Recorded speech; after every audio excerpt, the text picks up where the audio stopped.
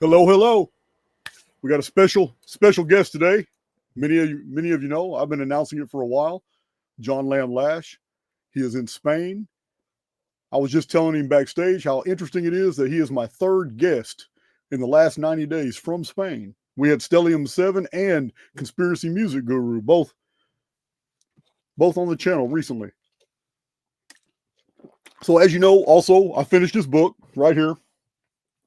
Not in his image. By far, it is not his only book. I had no idea how he's very well read, but I didn't know he's a prolific writer. And but we're going to concentrate on this book right here because of some of the profound things that he had said. The Archaix crossover, especially my Archaix veterans, some of this stuff's going to blow your mind. A lot of times, I tell you guys that when we come into contact with variant information, we're often put off by terms and by descriptors. But when we actually reduce things to their lowest common denominators, we find out that the differences are not fundamental. They're just differences in degree. So, yeah, I was just talking to him and he kind of blew my mind with some things in here about Hypatia. You guys know I've told you the story about Hypatia right here on Archaix, how she was killed by the Christians. The beginning of the Dark Ages, Alexandria, Egypt. I learned new details. I thought I knew all the details about like Alexandria, Egypt. I mean, you can only read so much Manly P. Hall and all his contemporaries. The Archons, Marcion, the true identity of Paul, the order of the Magi, the mystery school connection to the Gnosis, the children of Set, secrets about the Nag Hammadi text, and the goddess as the originator of the Zodiac. Some very interesting items. So without further ado, I have no announcements for this video, or I can make them at the end, but I would like to introduce our special guest, Lamb Lash. You all know who he is. Well, I'm looking.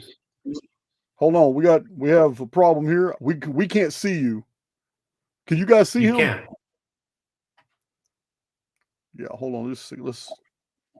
I can see myself beside you on the screen. Okay, cool. Can you guys see John? Because I can't see him in my studio, and I don't know what happened. No, they're saying no. That's odd because maybe I go to quick. There you are. There you are. We got it. It's all good. It's all good. So I don't know. Cool. StreamYard has been having some glitches ever since they debuted some new software features. So it's good. Everybody can see you. Awesome. So I want to preface this conversation with something that most of my Archaix veterans know, but I don't think you do, John, about Archaix. I know you're kind of new to my material. You've been going through it a lot lately, talking to Big John, but Archaix is basically at its core fundament. It is a Gnosis project. By the strict definition of basically what a student of the Gnosis is, I mean, we have the material world as flawed, created by a lesser imperfect deity. You know, Demiurge, is that the correct pronunciation? Yaldabaoth, the Demiurge? Yeah, that's correct. There are various names for this mysterious figure of the Demiurge in the Sohanic narrative materials, right? Yaldabaoth. It's a made-up word of Aramaic origin. It kind of means, it's very obscure. It means that which flies in the sky. Wow. Okay. So a supreme transcendent God exists beyond the material realm. This is also a tenet of Archaix. Here in Archaix, I just refer to this as the oversoul. And the oversoul doesn't have much to do with what's going on inside this false reality. So these are things that I show in Archaix. Also, humans contain a divine spiritual spark, but we're trapped in avatars. So here are the three main qualifiers for Gnostic core belief, and they're all promoted heavily right here in Archaix. Then we go in different directions. I mean, there's different Gnostic philosophical tenets and all that, but I'm really interested in I understand you have the problems with simulation theory, and I agree that some of that is just language, but your take on Hypatia was the first time I've ever read anything about it was her death signaling basically the death of paganism in the introduction, because it was right after that some really bad cataclysms happened that accelerated the Dark Age. But you're beginning the Dark Age first, pre-cataclysm, to basically the Christian murder of Hypatia. And I think that's really interesting. Well, you're right. And by the way, it's not my opinion.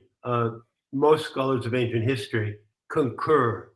They say March 415 AD, the murder of Hypatia in the streets of Alexandria was the beginning of the Dark Ages and the end of the mysteries. And there are 6 actual accounts of it. And I think 3 of them are first-person accounts. So I cite that source material. As you know, one thing that you and I share is the importance of citing source material. We don't get it off the internet. We go to the ancient texts. But I would point out that when it comes to simulation theory, we've been talking before this interview, and we've agreed, I don't want to argue about simulation theory. There are different perspectives on it. That's fine with me. But what I do find in the Gnostic materials, and you've found this in Not in His Image, is that the Gnostics had a specific word for simulation. They called it HAL, yes. H-A-L, which oddly is like HAL in the computer of 2001: A Space Odyssey. Wow. So HAL is HAL. HAL is a Coptic word. Right. You anticipate me. I had written that down right here in my notes. Excellent. And HAL is the big word. And what HAL means in Coptic, it is a Coptic word, is actually means a virtual reality. So when people go to Meta and they purchase a Meta headset and they put on the Meta headset and they key in a program to go skiing in the Alps, and then they stand there in their room like they're skiing, that's HAL. It's a virtual reality simulation. And I want to point out that the Gnostics were very clear in saying that the natural world we inhabit, the biosphere of the earth, of the planet, of the mother planet, that is not HAL. Okay? They may, you see, if you read that they said, they used the word cosmos for a system that can be projected to us that is a false reality, and that's HAL. But they used the word gay, G-A, gay, Gaia, and they said, no, the natural habitat of the planet is not HAL. And that's an important distinction. I'm sure you ran across that in the book. So for some clarity here, because in my own, in the Archaix model, we have the world as the world of perception, the world of experience, but we have the sky basically as simulated. And the cosmos that we see is actually a projection of somewhere else. We're not actually looking at a real cosmos. We're looking at a real cosmos that's somewhere else, and we're in a false reality. Now, I don't know if that's comparable to what you're talking about, but this is the model that I promote based off the anomalies that I've documented in the historical record that just do not make sense about what we've seen in the sky. Sure. I think I follow you. What's really, as I've been coming forward to this moment when we talk, which is an extraordinary moment for me, I'm pretty thrilled about it. By the way, I want to apologize for misspelling your name. Oh, it's okay. I misspell my name. Yeah. John's far away in Spain. He's in the middle of the country. He might have another bad connection. You can come back in. You can come back in, John, on the same link. Yeah, it's bad connection.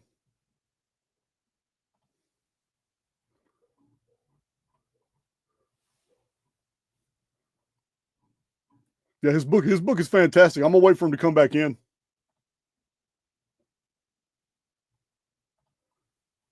He's gonna have to exit.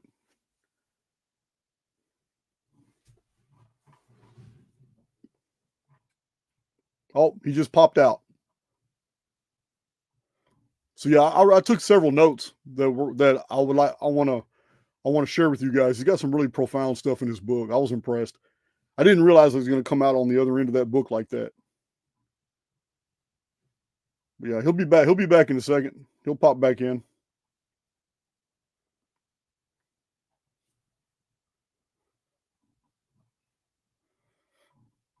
It taught me a little something about Marcion I didn't know. You guys know I got a few videos on Marcion. 144 AD. He had the sayings of Jesus. He had the original sayings of Jesus before Matthew, Mark, Luke, and John. He also had the writings of Paul. And John Lamb Lash also goes into detail about Marcion, who the identity of Paul. Paul was a hitman. Sanhedrin sent him out there to round people up. Then they turn around and he lost his utility and they killed him. Yeah, John's having some issues with his internet.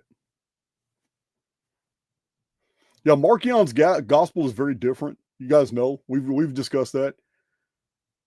It didn't have all the sensationalism. Didn't have all the earthquake, sun darkening, flying 500 witnesses watching Jesus fly up into the air and all that. None of that stuff was there. Flat Earth Armor, yeah. Charles Waite, The First 200 Years of the Christian Religion. That's an excellent book. It's an excellent book. Yeah, it's been a while. John hasn't been in circulation in a while. I think it's been a year since he's been doing any podcasts. It's no big deal. He'll pop back in.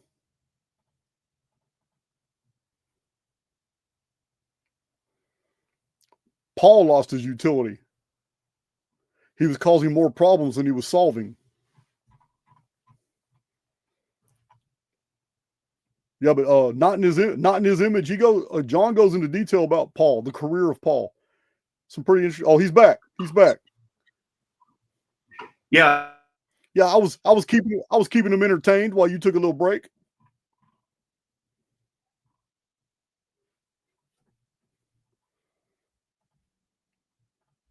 Well, may have lost him again. I see he's got a technician back there taking care of it.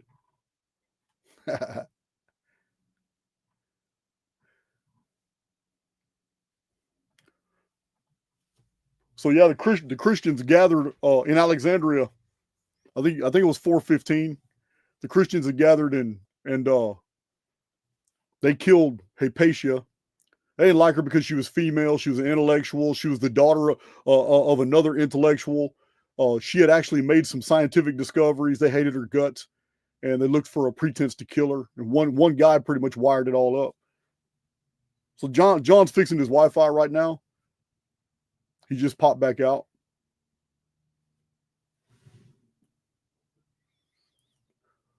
But yeah, they did her bad. So at first she was screaming when they pulled her off her chariot, and a Christian mob surrounded her, and one guy broke her jaw, and she couldn't scream for help no more, and she kind of went down in a fetal position. And you already know it was lynch mob. It was lynch mob. They did her bad. They killed her. So not only killing her wasn't enough, then the Christian mob went and got oyster shells and came back, and they scraped all the flesh, tendons, and sinew off her bones. And yeah, they did her bad. They did her bad. And, the Christians went way beyond. They even tried to hurt her after death. They were assuming that, you can't even be resurrected if your entire body is destroyed. So, yeah, they did her bad.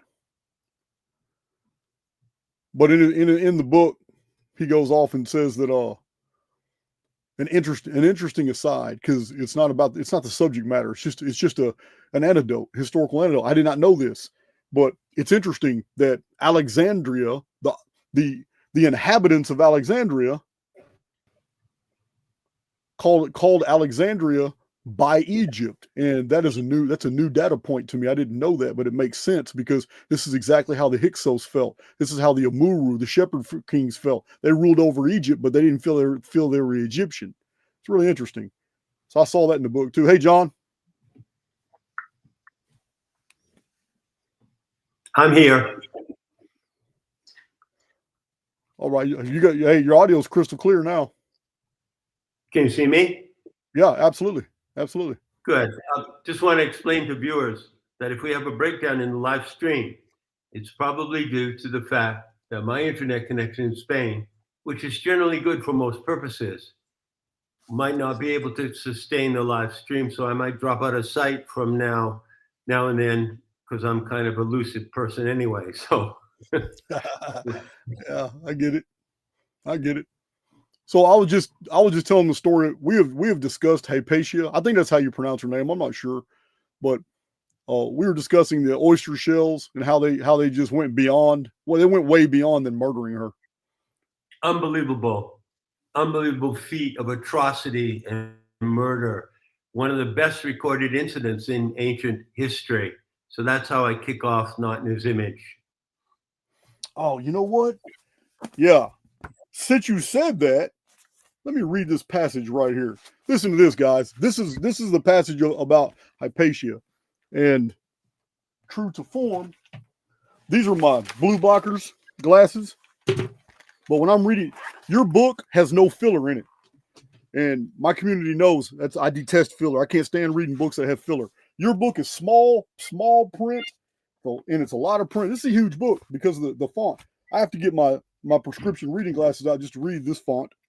So John Lamb Lash wrote on page 18, Hypatia was the victim of religiously inspired sectarian violence, driven and fed by faith in the Redeemer complex. What kind of world results if the power to dominate and control others, inflicting enormous suffering in the process, is sanctioned by a divine being who can at the same time redeem that suffering and release the perpetrators and their victims from the world's evils? Yeah, that right. I mean, you just totally overturn the entire Christian concept in one sentence.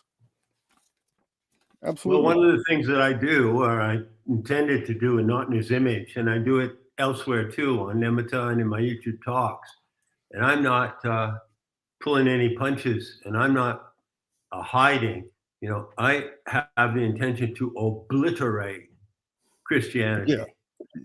Yeah. I've done that too. Multiple videos citing nothing but the Bible. Right. Yeah, oh no, I have other videos where I cite all the professionals, like Charles Waite, 100 years ago, all the greats, in their exegetical analysis of the Old and New Testament, and archaeology, where we find most of those Old Testament stories all came from older sources, pre-biblical. It's that's pretty easy to do now, but it's not so easy. Yeah, it's been a game that's going on for 100 years since they discovered those Sumerian tablets at Nippur, which you've described, and like British scholars belonging to the Royal Society were beginning to do that tremendous work, 30,000 cuneiform tablets. A lot of them are business transactions, right? But some of them are narratives. They say, holy smoly, we already had the legend of the Great Flood in these Sumerian tablets centuries before the book of Genesis, right? Yeah, I like the Karsag tablets, the Atrahasis tablets, the Epic of Gilgamesh tablets. The details are the same. I mean, the flood hero, he might go by Atrahasis or Utnapishtim, or he might go by like in the Vedic in the end, he might go by Manu. It doesn't matter. He's always releasing a bird to see if there's dry land out there. The details are the same. But yeah, it's the Jews in the 5th century Babylon seem to have come into contact with all the Babylonian libraries. And to me, what I've documented on my channel is that we have pronouns being created out of words that the Jewish scribes were unfamiliar with, such as the Babylonian word Adamu. It just means mankind, but it became a pronoun, and the Jews created Adam and Eve. And Eve is based off Kava, and it was a feminine tense. So we have so many weird things like Set. But the Jews already knew about the children of Set. They already knew about the children of Set and the ladder of Set in the Egyptian monuments. And it seems like the entire Genesis narrative is a cosmopolitan. It's a soup made of all the best ingredients that the Jews had access to in the 5th century BC when they were putting together their Old Testament narrative. It's a pastiche and a ripoff. There's a document you can find on the internet. It's called The Lion in the Ass's Skin. The Lion in the Ass's Skin. You've seen that?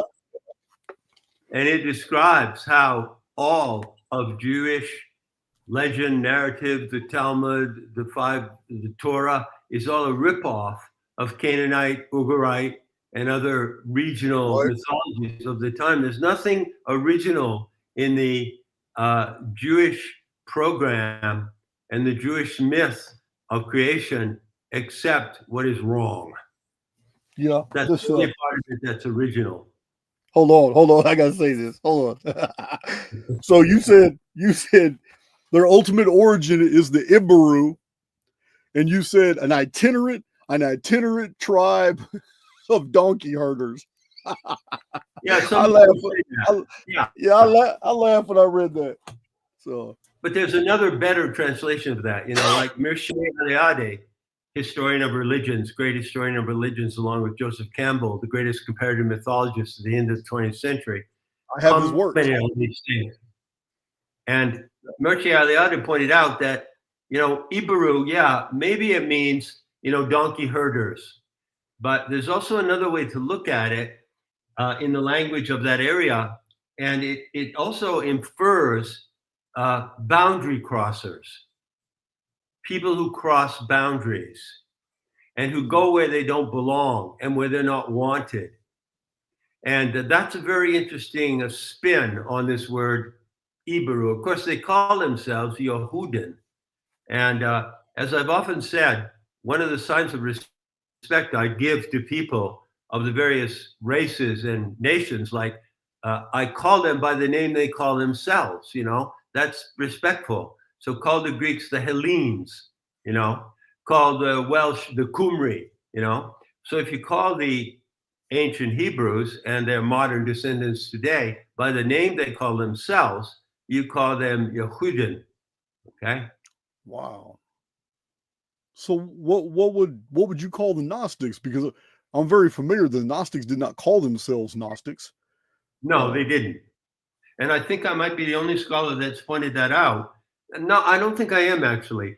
Gnostikos, which first appears in a dialogue of Plato, and its implication in Plato is a Gnostikos is an expert, a consultant in expert matters. But an expert in what? So what were the Gnostics experts in? They didn't call themselves Gnostikos because the Christian fathers who hated them and couldn't win an argue with them and used violence to destroy them and their libraries, called them Gnostikos, meaning a know-it-all, smartass. Oh, that's so it was derogatory. Right? I'm a smartass Gnostic. But they didn't call themselves that. They call themselves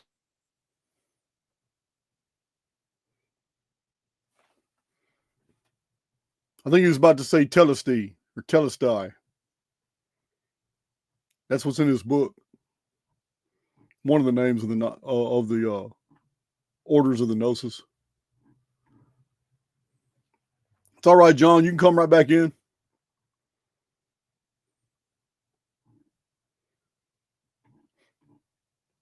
Yeah, but he's got some really good points in his book. I'm going to read several passages.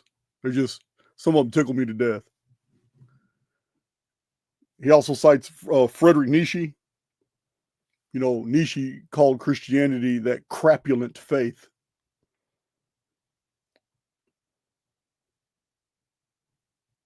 He'll be back in.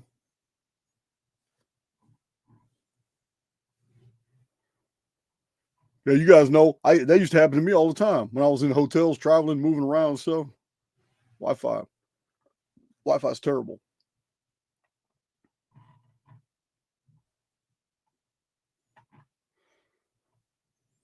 Oh, I saw that 138. I appreciate it. Thank you.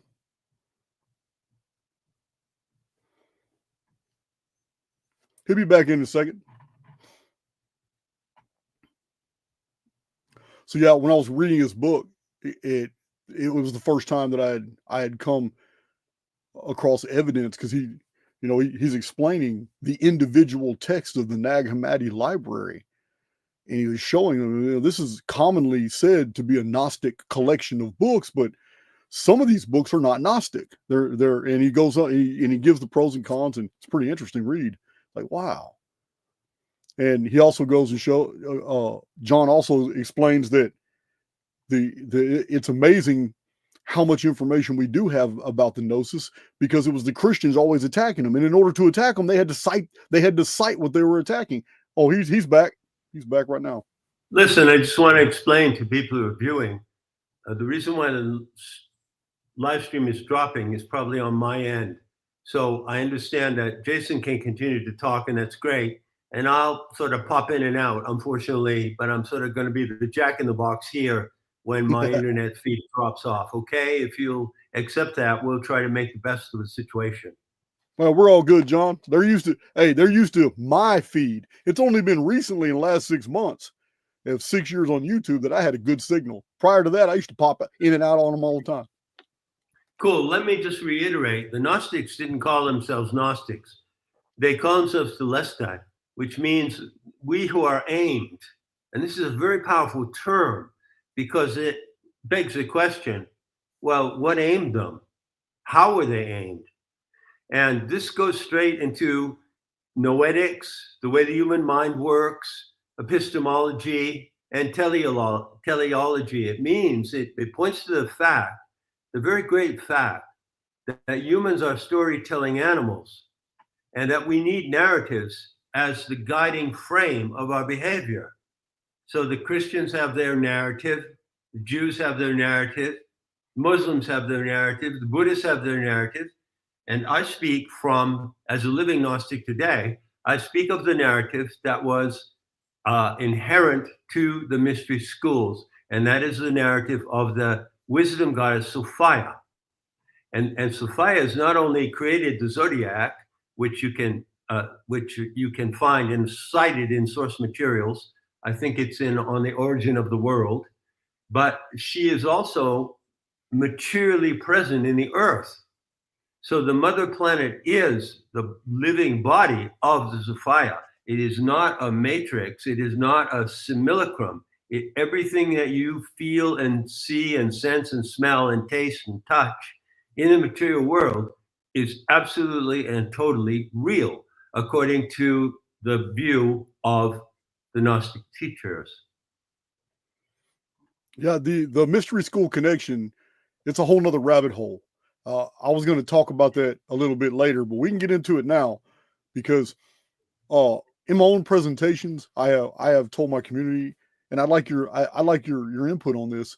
But to me, it seems like the Jesus version that's found in Matthew, Mark, Luke, and John, it is so abbreviated and staccato from scene to scene. It's almost as if we're watching curtains close, curtains open, a whole new scene, curtains close, curtains open. And I've told my own community that it's almost like reading an amphitheater stage play in ancient Greece. It's these events wouldn't have happened with this flow. It's so fast. I feel like it's a mystery school production, or at least copying one.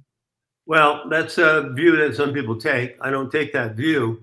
I take the view that the Gospels, let's just say the Gospels of the New Testament and the letters of Paul, particularly the Gospels, are what are called a Hellenistic romance. That's actually what they're called. And what was a Hellenistic romance? It was a genre in the time of the early Christian centuries that is equivalent to pop fiction or adult comic books, okay? So the stories of Jesus that you find in the 4 Gospels and then the rest, first of all, I advise you strongly to sit back, pull up your panties, and ask yourself this question. Who wrote them? 1. And who are the characters in them? 2. And the answer is the same. Who wrote them? Hebrews of the time. Hebrews and Romans collaborated. And who are the characters? Well, the characters are Hebrews. So you're looking at what I consider to be an adult comic fiction in which the authors and the characters are a particular ethnic group. And that, to me, is sus.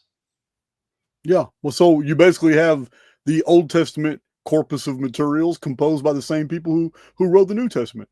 Absolutely. Absolutely.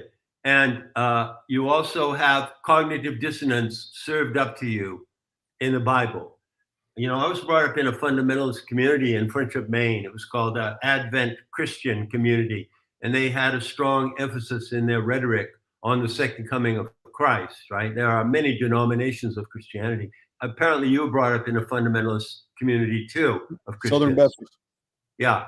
And as a child, as a very early child, attending Sunday school, attending the sermons up to the point where I found Nietzsche, and that blew everything out of the water. I was puzzled because I said, well, these people are telling me that here is this narrative, this story of the ancient Hebrews in the Old Testament with a jealous, vindictive, murderous, genocidal God, Jehovah. And then there's the New Testament, which is supposed to be this message of a loving God, forgiving God, represented in his divinely born son. And I said, excuse me, but that doesn't fit together for me. So that cognitive dissonance between the God of the Old Testament, the wrathful Father God, and the God of the New Testament and his son is fundamental to Christianity. And one of the problems, I call Christianity malware. And one of the problems of that malware in the human imagination is that it puts you into cognitive dissonance, and you have to somehow reconcile these two figures. And it can't be done. It cannot be done because the whole program, the whole narrative and the ideology in it is insane. It's insane. And one of the things that I try to point out, not in his image, and it seems to have worked with a lot of people who write me and say, you blew me completely out of Christian faith, is that the salvationist ideology, which is transhumanism of the Old and New Testament, is not a product of our minds. It's what Carlos Castaneda called a foreign installation in the human mind. If you as a human animal rely on your common sense and your probity, that means the ability to ask questions and look for evidence. If you rely on the nous, which is the spark of divine intelligence in you, then when you consider this whole salvationist Messiah biblical narrative, you realize that it's not a concept of humanity. It's something that has been implanted in our minds by an extraterrestrial agency, the archons. And that is I was about to ask you, are you talking about archonic intrusion? Yes, exactly. Exactly. That is, yeah,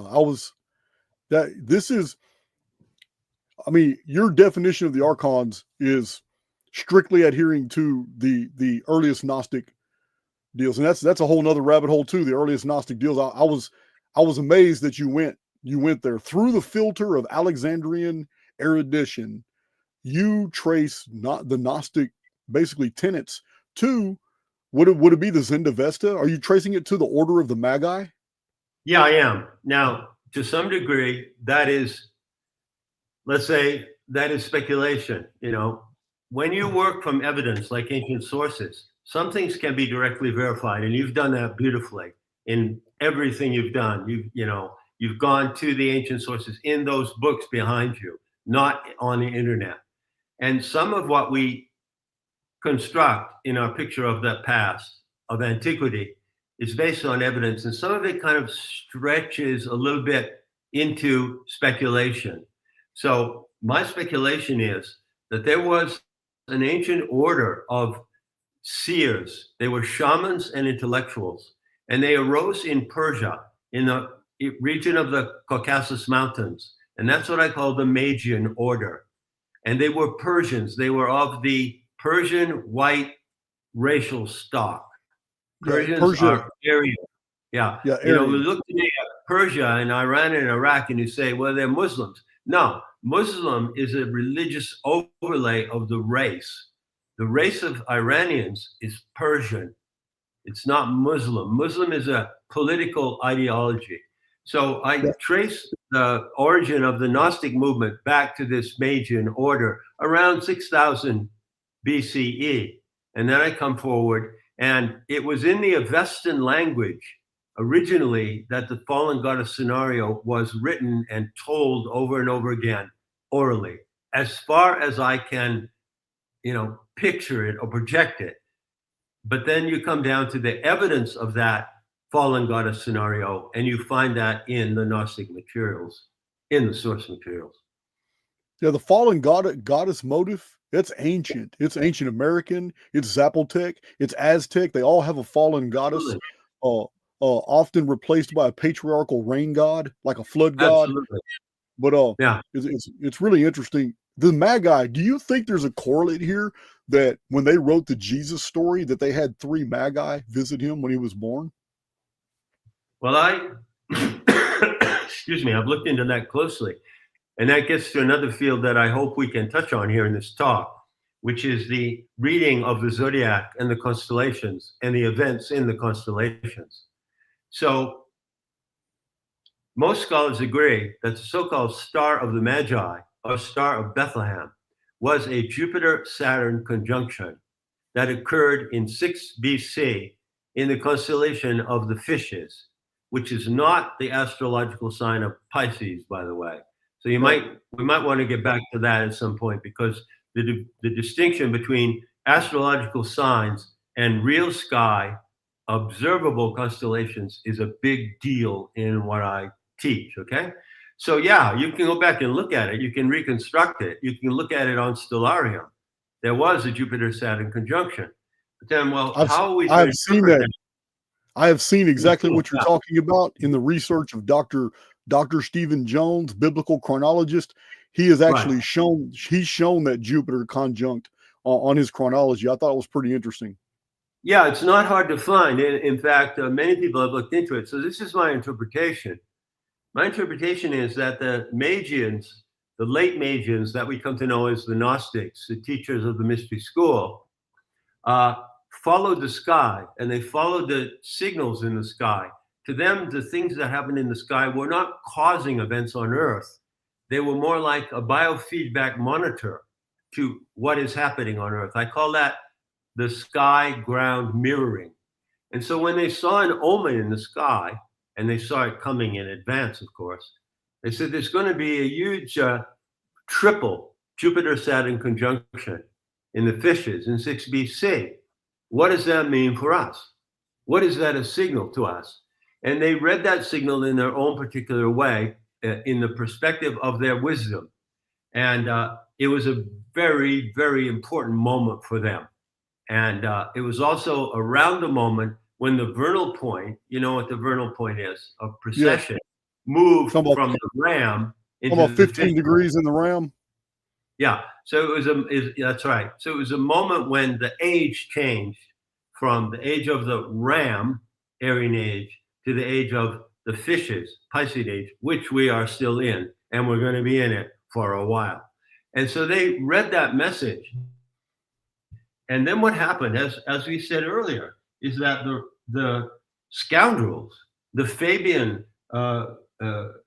authors, the Fabian novelists, and the Jewish Pharisee advisors who wrote the Gospels stole that signal and adapted it to their own narrative. So according to them, it was the signal of the birth of the Savior in Bethlehem, which didn't even exist in that time, by the way. Right. But no, to the Gnostics, it was something different. You see, everything that you find in the Jewish narrative, the Judeo-Christian narrative of our species, is a ripoff, except what is wrong about it. What is wrong in it is not a ripoff. What is wrong in the Judeo-Christian narrative and the ideology of salvationism comes from that paranormal extraterrestrial source. It's an implant in our minds. And to get to one of our main themes, and I think this is probably something that is of keen interest to people listening, is that the question, well, if we are living in a kind of matrix or simulacrum, what causes it? What causes it? How is it that we are trapped or captured in this, or appear to be? And it has nothing to do with the reality of Gaia, Sophia, and the Earth. It's an implant in actually the neurology of the human brain. It's malware that makes us believe that we are in a simulation. And because we behave as we believe, we end up behaving like we're in a simulation, even if we're not. This is the Gnostic message, and it's profound. It is mind-blowing. So it's an overlaying of basically what is perceived to be a false reality is overlaid over a real reality, creating what we call in Archaix a convergence field, which is an admixture of both the real and the imagined. I think we lost you on the signal again. That's all right. He'll pop back in. Petrodollar. That is good. Christianity is Jewish malware. That is pretty good. That is good. Let me review some of these comments. Somebody asked sidereal versus tropical. I don't know if we're going into all that. We'll wait for John to come back. I know the Babylonian zodiac, the 12 houses that's common. I'm talking about when they abandoned the 18. The earlier Babylonian zodiac had 18 constellations, and there wasn't much crossover. I've got a chart I'm about to publish on that. Then they developed the division of the sky into 12 partitions, 30 degrees each. So this was Babylonian zodiac was sidereal. Ptolemy in the 2nd century basically created a tropical version. Let's see. He'll be back in a second. That was good, though. Christianity is Jewish malware. I like that. Yes, the Magi are literally the origin of the word magician. See, I got a bunch of moderators in there today. He'll be back in a second. Don't worry about it.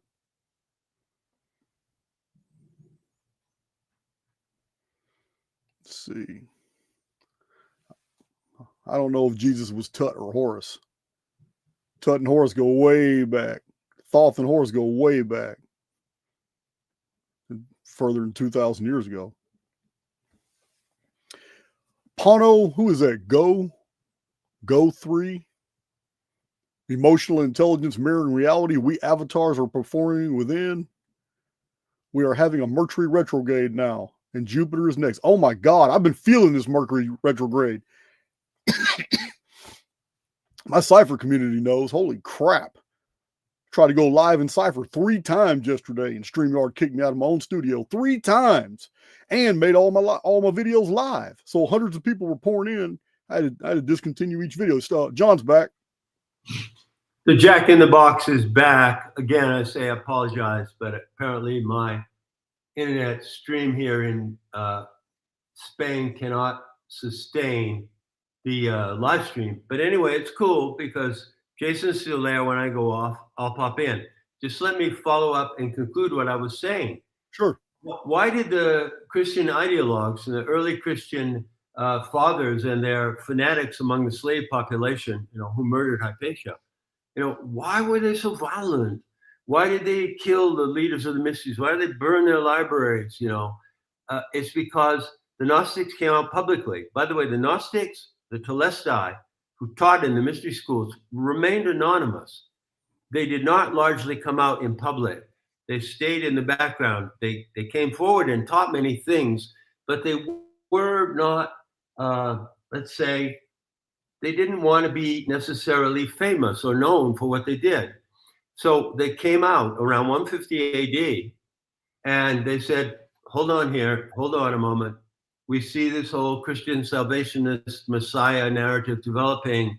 We see the Father God concept developing. And we're here to tell you, this God that you're describing as a supreme creator being is insane and dangerous. And it is working against humanity. And in fact, we have known for centuries who this entity is. It is a freak, demented alien we call the demiurge or Aldabaoth. And because they came out and said that to their faces, they were persecuted and hunted down because, for one very simple reason, the Christian ideologues could not beat that argument, and they can't beat it today. Yeah, I mean, anybody reading the Old Testament from at face value and without the filters of whatever denomination they're programmed to be in, if you just read the book of Exodus, Numbers, Leviticus, and Deuteronomy, you don't have to read anything else but those 5 books. You're going to read those books and you're going to realize real quick that Yahweh is the God of murder and has nothing to do with the God being promoted in the New Testament. Well, we obviously have different perspectives on the New Testament. We certainly have different perspectives on Jesus.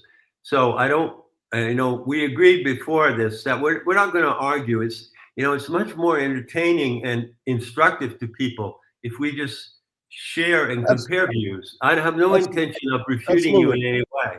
No intention. But let me just point this out. Jesus is a fictional construction. Okay. In Archaix, I'm 100% going to agree with you. All my presentations on Jesus show it's an absolute fiction. Oh, crap. I think we lost him again. Yeah, he and I absolutely agree on that. You guys know I got a whole playlist on the Jesus narrative. He'll pop back in a second.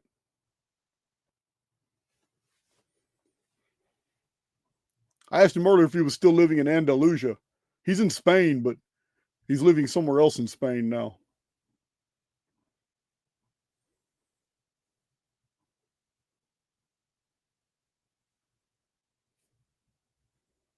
Oh, tell John to turn his video off so he'll have a better feed.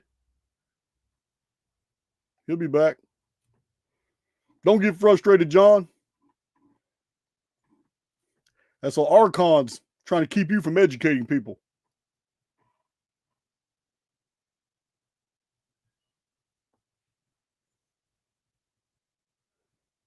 Yeah, I'll definitely invite him back to the channel.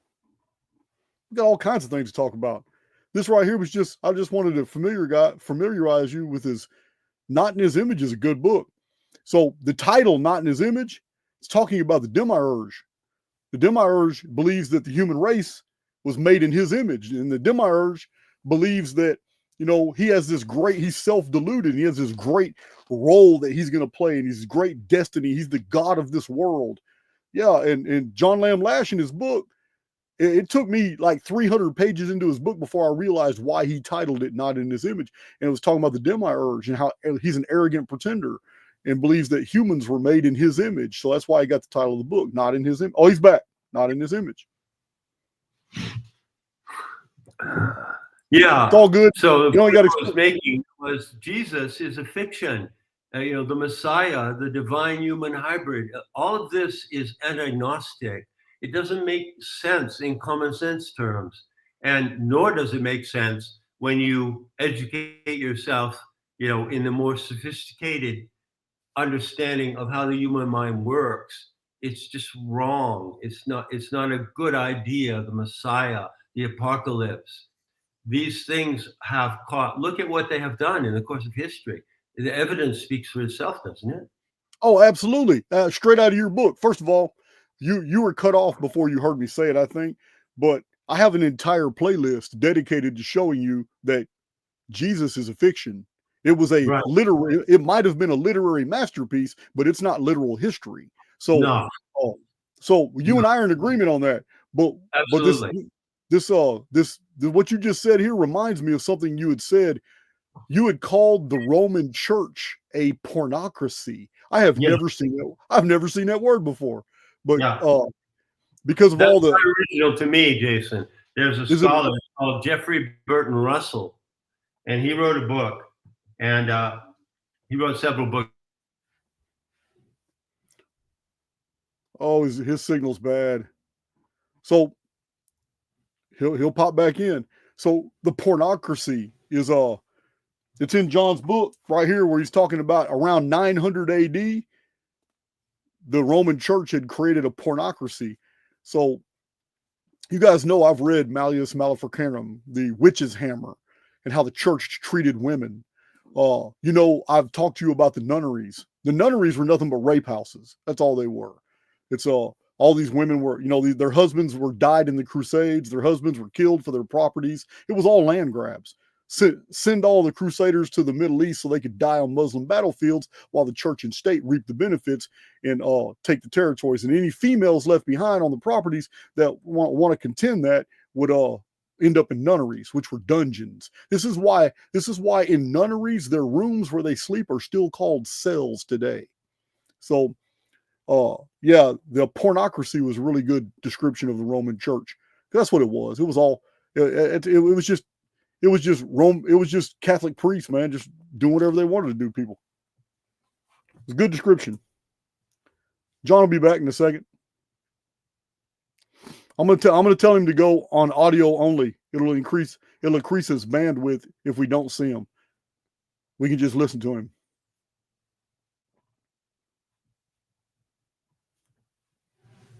He'll be back in a second. But you're right. If he just turns his camera off, it will increase the bandwidth. So yeah, his book also goes into the Apostle Paul was a bounty hunter of the Sanhedrin, charged loosely with arresting the Zadokites, like zealots, and those sects that were deviating from the Jewish control structure. And Paul was sent out to round them up. And he did it. But they ended up having to kill Paul too. It should pop back in a second.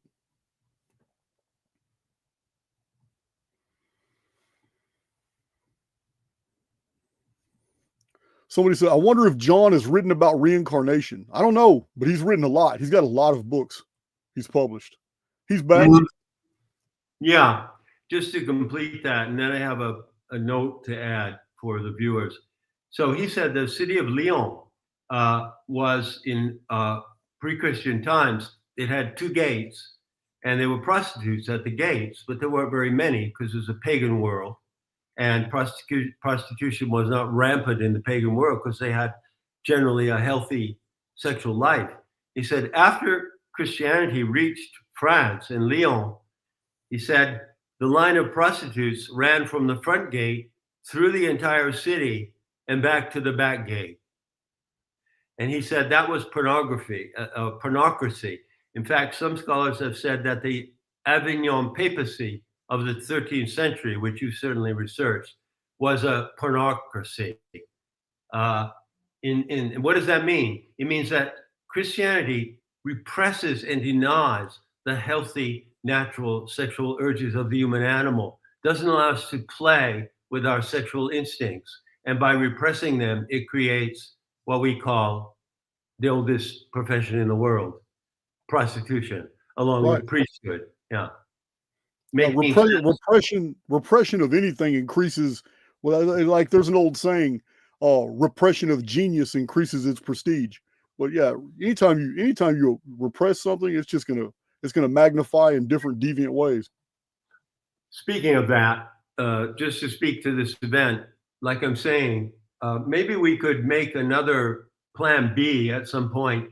I could invite you, for instance, you and I could have a Zoom chat, which we could record, because I don't have this breakdown of the internet on Zoom. Yeah, we definitely have a little more continuity, because when I'm dropping out over and over again, it doesn't give you and I the opportunity to really mix and play, which I was looking forward to so much in this conversation. Oh yeah, this is not going to be our first video, John. I can tell you that already. You're the scope and breadth of your information is going to require many deep dives. It's there's no doubt in my mind. It's I tell people all the time. I get frustrated just like you do. I get frustrated when somebody shows up in my field and requires from me in 2 minutes what took 2 decades to put together. So I know you go through those frustrations as well. So yeah, man, we got several videos to do in the future. There's no doubt. And it probably pre-recording probably would be best if the Wi-Fi signal's not good. Yeah, it would be. So, and insofar as we're on together here, one of the things I wanted to ask you, there's really about 3 things I wanted to ask you to get the clear picture of where we interface. Because in some respects, our work, our methods, and our objectives are very different. But in others, we interface. And one of them might be on the Zodiac. And I'm not sure what you mean when you say that the zodiac, you mean when you go out and look at the night sky and you see the stars and the patterns? Okay. Oh, my recent issues with the zodiac is real simple. It's real simple. I'm not worried about sidereal. I'm not worried about tropical. I'm not worried about astronomical. I'm not worried about. All I have done is collected the expert material from all around the world, even guys that have done their PhD thesis on astrology, and I have traced every single reference that I can possibly find. And I'm about to publish it next week on YouTube. But what I have done is taken all the expert testimony from around the world, from scholarship, as to the antiquity of the Aries through Pisces zodiac. And not any other lunar zodiacs, not the Dendera Zodiac, none of that. I'm talking about just when was the Aries through Pisces zodiac? Because there's a lot of people who are of the opinion that these 12 signs have been known by all civilizations going back, 5,000, 6,000, 7,000 years, and that's not the case. They had zodiacs, but they weren't anything like this one. So that's all I'm doing, and I'm showing that precession is real. We are precessing about 71.9 years per degree. All that's real. However, there is an anomaly in the historical record that's been acknowledged by many scholars, and it's that why did they all discover precession literally at the same time after thousands of years of Venus almanacs? And this is basically what I'm doing. Yeah, they didn't trying to get back to where we were. They didn't all discover it at the same time. Can you hear me? Yeah, I can hear you. No, not at all. In fact, Hipparchus did not discover precession. Hipparchus went to Egypt, like many Greek philosophers did and scientists, and learned from the Egyptians who were at the end of their civilization. And the Egyptians at that time were in a tight squeeze because a lot of the knowledge they had preserved for millennia was dying out.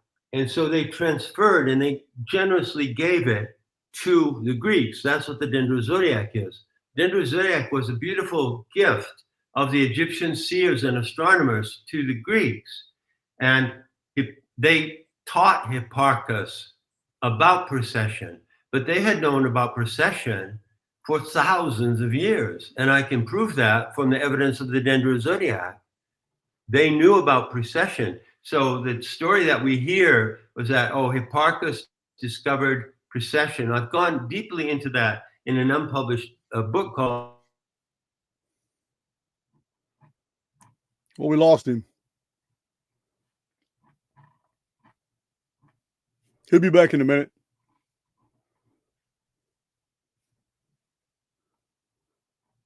He'll be back in a minute.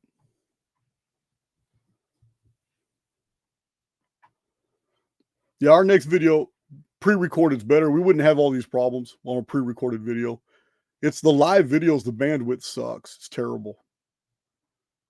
Live videos suck a lot of bandwidth.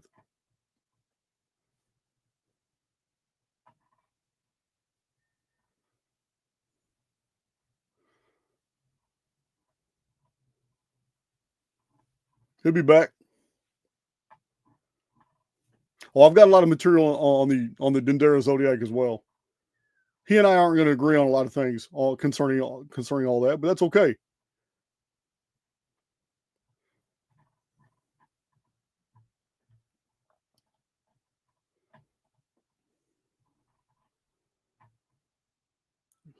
He'll be back in just a second.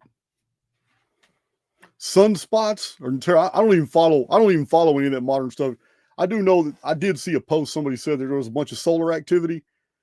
I really don't follow all that.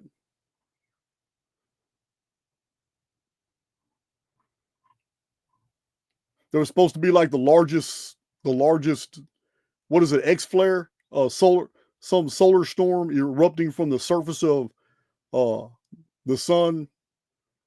I don't know if it was pointing toward Earth, but I remember online on Twitter the other day, somebody was doing a bunch of posts about solar flare activity, how it's going to cause a bunch of glitches. Let me tell you something. It has caused glitches too with my computers. StreamYard has not been working. Here he's back. StreamYard has not been working right. So listen, you just said, and I totally get it, your research into the origins of the Zodiac has been profound, and mine has as well. But, I don't rely on any ancient records. I go look at the sky. I get it. That is exactly where you and I are going to, that's where we're going to have a problem. I have a lot of problems with Egyptian pretended the antiquities. I'm a student of L.A. Waddell, and I've read L.A. Waddell's material, and he's hated by the establishment.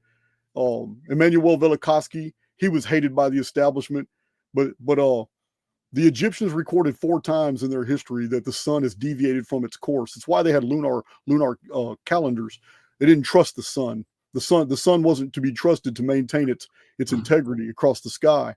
So I'm a catastrophist, and one of the things you said in your book that was just it jumped out at me because it concerns the problem between uniformitarianism and catastrophism, but you didn't say it in those terms. You said it in a Gnostic term. Let me read this to you, because it's straight what we're talking about here. You had said I typed all this stuff out from your book and I can't even find it, but it was about Gnosticism is basically promoting us not the Genesis type of creation, but that's right, emergence. In the Gnosis, the world is all about emergence. It's not about creation. You remember saying that in your book?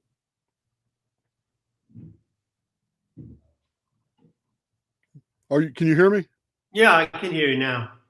Yeah, I don't know where it was, where I had marked that, what page I had marked that from your book, but you were talking about how we don't live in a world that's the true world isn't based off a creation. It's an emergence. It's an emergence. Right. It's an emergence.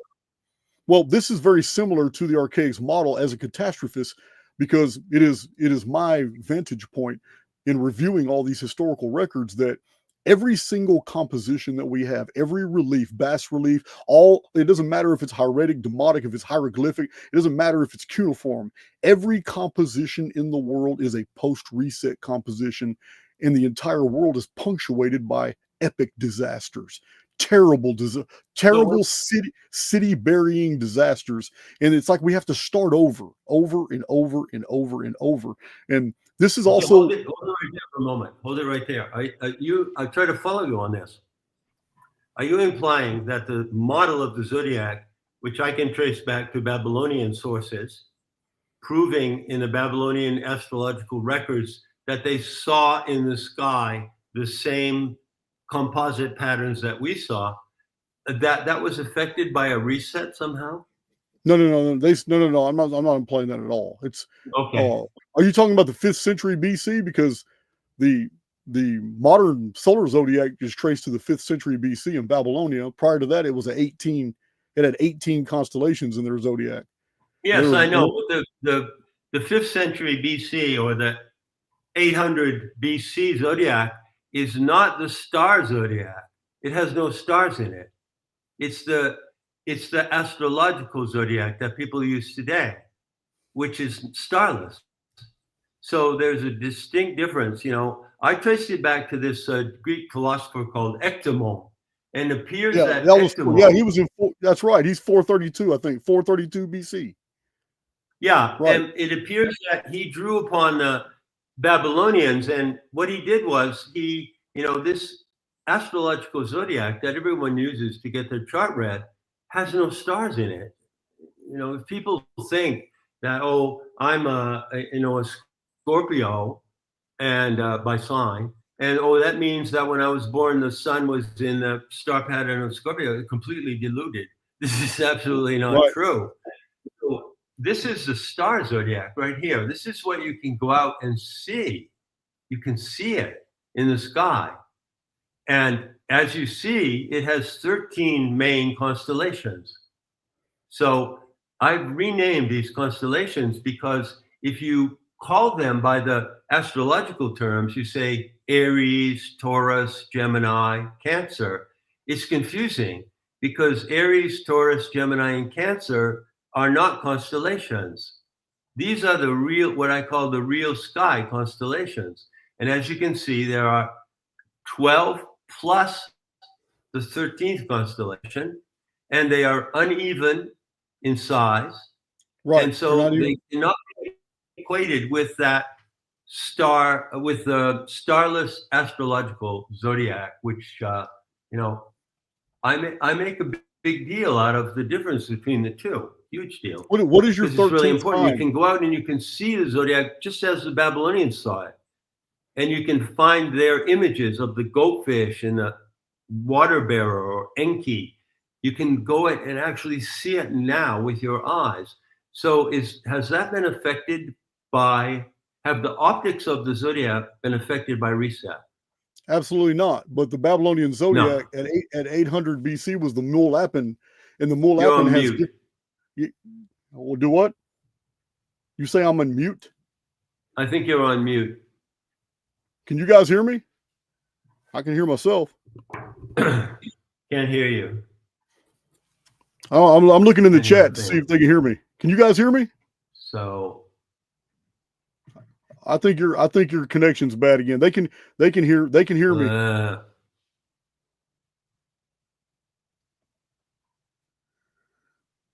Let's see. Yeah, he froze again. His bad signal again.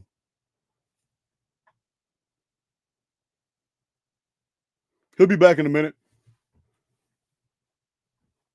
We can do this. Yeah, can you hear me?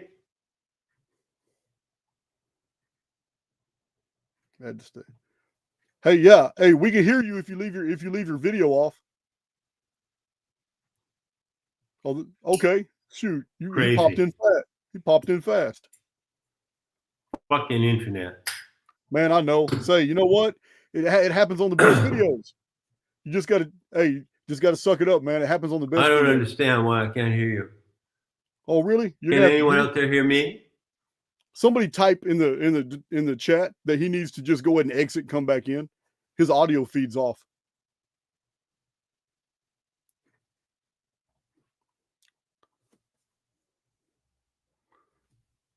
His audio feed's off right now. He can pop back. He needs to pop back in because some reason his visuals good, but his audio's off.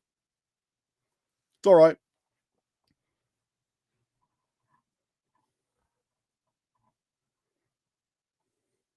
Yeah, you guys already know I have a lot of problems with the Babylonian zodiac. Trying to put Leo there. The Babylonians called Leo the great dog. It's not a lion. The Mulapan Babylonian zodiac is totally different. But yeah, zodiacs are ancient, but they're lunar. Even the Mulapan was all lunar zodiac. That was 800 BC. Let's see. Hope he pops back in. Yeah, I hope I do too. Okay, can you hear me? Yes, we can't see you, but we can hear you crystal clear. That's fine. Okay, so listen carefully. The zodiac is the fucking zodiac. It's what you see in the sky. You can go see it yourself. And it's been seen for millions of years. And it's true that people in different cultures see different images imposed upon those composites. But there are formats. So the fact that the Mulapan tablets describe a constellation in a certain way, and the Greco-Latin terminology for that constellation is different. It's the same constellation, you know? For instance, you can picture the constellation of the goatfish in certain ways. You can picture the constellation of the lion in certain ways. Mm-hmm. And what the zodiac does when you go out in the presence of the night sky is it entrains your imagination into the imagination of the narratives of our species. And that's what I teach, how to read the sky as it is now. Sure, I go back to the ancient sources, and sure, you say they were all lunar zodiacs, you make that point? Yeah, well, we're talking about, yes, before the solar zodiacs, they were all lunar, yes. Yeah, but what do you mean by solar zodiac? To me, solar zodiac means this starless 12-section zodiac of the astrological signs. Okay, in the information that I've compiled, I'm going to show it on YouTube next week. The Near Eastern zodiacs were all about the passage of the moon through the star patterns. They didn't care about the sun because during the daytime they couldn't see it anyway. So they were really interested in how many degrees Jupiter and Mercury and Mars and Venus were away from the moon as it passed through different houses. And every night they would come up with their Venus almanacs. They would come up with all their astrolabs. But my point of contention is not the existence of the zodiac. My whole reason I'm focused on this, John, is because Graham Hancock has used the modern constellation of Leo and he's made public claims that the constellation of Leo in the modern Aries through Pisces zodiac is how you can date that the Sphinx was built in 12,000, 500 BC and all that. And I'm calling BS on that because all the older zodiacs that show the lion have it as the great dog. And I'm going to show all this material from the experts who have spent their life researching this stuff. And all these older zodiacs, they had a great dog in the place of a lion. So ancient Egypt, the Sphinx was also a dog. It was Anubis. So I have problems with I have problems with imposing a lion on that comes from a newer system that didn't exist in the Ice Age period. You can't say the Sphinx was built like a lion because that system did not exist until thousands of years later. I agree with you. I agree that the original head of the Sphinx was probably Anubis. I agree with you. And I also differ profoundly with Graham, as I used to know him in London days, colleague of mine, on his scheme of the precessional ages. I have my own scheme of the precessional ages. I don't agree with his scheme. It's a point that I want to make, which I think would be helpful if I might propose so. Would be helpful if I go to tutorials here. You see, there's a lot of misinformation on the internet. Can you see this on the screen? No, you got to share your screen. It's really easy in StreamYard. Just share your screen and then pick window. Okay, hold on. Where does it say share screen? Down below? Yeah, it shows a little human with a plus sign. There's a box. That says present or invite. At the bottom of this. Yes. Right. It should be a little box. One of them looks like a computer. One looks like a little man. Both of them got plus signs. Okay, hold on. Share screen. Okay. Share screen. Yeah, when you share screen, it's going to give you an option of Chrome tab, window, and entire screen. You want to share a window. Okay. Select window or screen. Yeah. You can do entire screen if you want to. Okay. Oh wow. Yeah. So the zodiac isn't even my issue. It's a chronological issue as to precession isn't an issue, but except if you go far back, because I do have a problem with people trying to use precession to date things in archaeoastronomy and trying to claim buildings are certain ages, because that model using computers absolutely completely ignores the historical record of massive times that the sky has changed. The magnetite readings, geologists have found that in the last 6,000 years that we've had these polarity anomalies that are recorded in the magnetite signatures and how they're all in disarray in cooling lava. So we've had some really weird things. I'm not going to say it was a full pole shift, but something had happened to create that, because they're at the same time that we have the gamma ray saturations that other scientists have documented. And it's just, to me, it seems that beyond the 8th century BC, our computer models are going to fail, because even the Egyptians said the sky had changed, the sun had changed its direction 4 times, and they couldn't. This is in the testimony of Herodotus, and they couldn't trust it. They couldn't trust it anymore. So we need to figure out when those times were that the sun had did this. We do have a story in the Old Testament, and Immanuel Velikovsky published a whole book about this one event and showed that, man, there's a whole lot of weird stuff happened, and it was recorded in both hemispheres. And he's he's iconoclastic. They couldn't stand him because he imposed upon their areas of expertise, and he was a psychologist.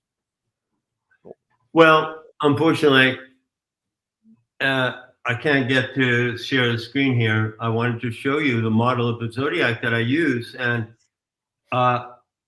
just let me try to get it straight with you, Jason. Are you saying that when you go out now and you look at the configurations of the different constellations in the sky, the panorama of the zodiac, it looked different before?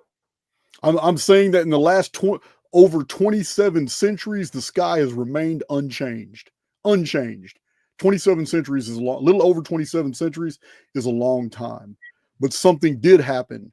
Something absolutely happened. And the sky is much different than it was 28 centuries ago and older. This is the data set that I'm going to publish. I'm going to release. So you're saying around 800 BCE, the yes. sky after there was a, yes, absolutely.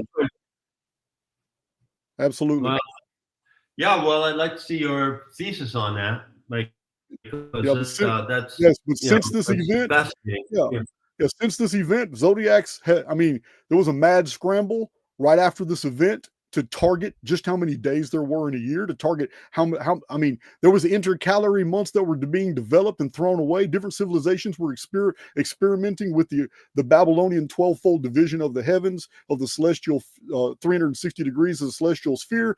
And then you had, like you just mentioned, the 13-month calendar. Many lunar calendars would impose a 13-month, but it was intercalary, and some of them would do it every 12 years, some of them would do it every 20 years. And then there was other civilizations that completely abandoned the whole idea of using the sun and the moon for frames of reference because of what was happening in the sky at that time. So they developed 13 and 20-day Uinal and Bacton systems in the Americas, and they were amazing. They were able to calculate hundreds of thousands of days. I've looked at the but calendrics is not optics. Calendrics is not optics. So there are different calendric systems. You're far more of an expert on them than I am. What I tried to do in my book on the Dendera Zodiac, which hasn't been published, but it's on Metahistory, is I tried to correlate 5 calendric systems. The Maya, long count, the Aztec 5 suns, the Dendera Zodiac, the Hindu chronology of the yugas, and one other, I can't remember. And I coordinated these calendrics to get a picture of precession and get a picture of the ages. So calendrics change, but what you see when you go out in the night sky, it doesn't change. How can you posit that it looked different 2,800 years ago? How would you know that? Okay. I'm only talking about I'm not talking about circumpolar constellations. No, I'm talking about the constellations on the ecliptic. Just the ones on the ecliptic. That's the only ones I'm talking about. And what I am proposing is that our world has shifted, and we have a different band of stars than we had before, from the 9th century and before. This is what my premise is. Well, that would imply that the inclination, the obliquity of the ecliptic has changed.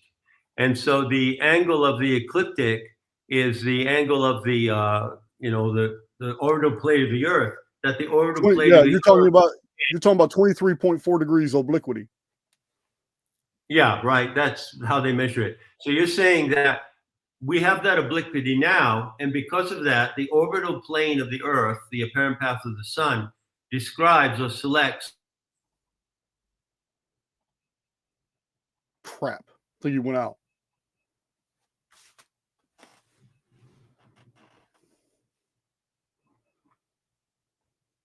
Damn it.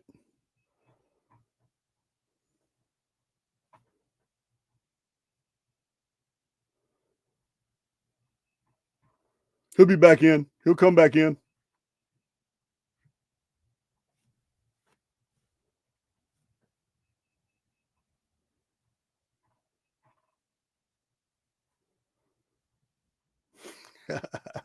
He'll be back in, guys. Don't worry about it. Oh, don't start with the Chinese. Gizzy Gillespie. I'll be dropping a whole data set on the Chinese zodiac. It's going to blow your mind. He'll be back in just a minute, guys.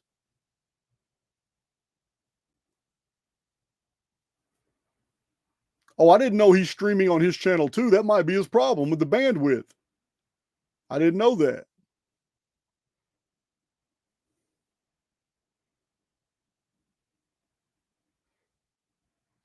He'll be back in a second, guys. Oh, he's already back. Question, Jason, can I ask you one question? Sure. The vernal point is the point on the ecliptic of the Earth where the sun crosses the equator. It's the first day of spring, right? It's 15 degrees. Yeah, 15 degrees Aries. So would you agree that the vernal point was like a hand of the cosmic clock by which they measured the ages that we were in? Well, I mean, this is where we're saying it is right now because it's the most precise. But there's a 700-year period where they were all arguing. All the astrologers from Babylon, Assyria, in the Vedic, Hindu, Egyptian, they were all trying to figure out exactly where that point was. It wasn't really standardized until after Ptolemy, about what's that, 160 AD. Well, where is it now? Where is it I now? believe. Where is it now? It's probably located in the same area. Yeah. We haven't really had a pole shift. We haven't had we haven't had a shift from Draconis to Thuban. Yeah, see the whole model. I see where you're getting at, but the whole model is what I disagree with. It's that the reason why the pole star is no longer Alpha Draconis, in that it later in the historical record became Thuban. I don't believe precession caused that. I believe that was done in a day. That was a pole shift. We have another one that went from Thuban to Polaris. What's crazy is that Polaris is still our pole star. But Polaris is mentioned as the pole star 23 centuries ago. How come there's been no deviance? Because I believe that the wobble that's called precession does indeed happen. And the constellations are precessing, but it has nothing to do with the change of the pole stars. That is by cataclysm. Because we would have had a gradation. There would have been mentions of the wandering of the pole star in the last 23 centuries, but it's still Polaris. It's going to continue to be Polaris until something epic happens. Are you still with me? Shit.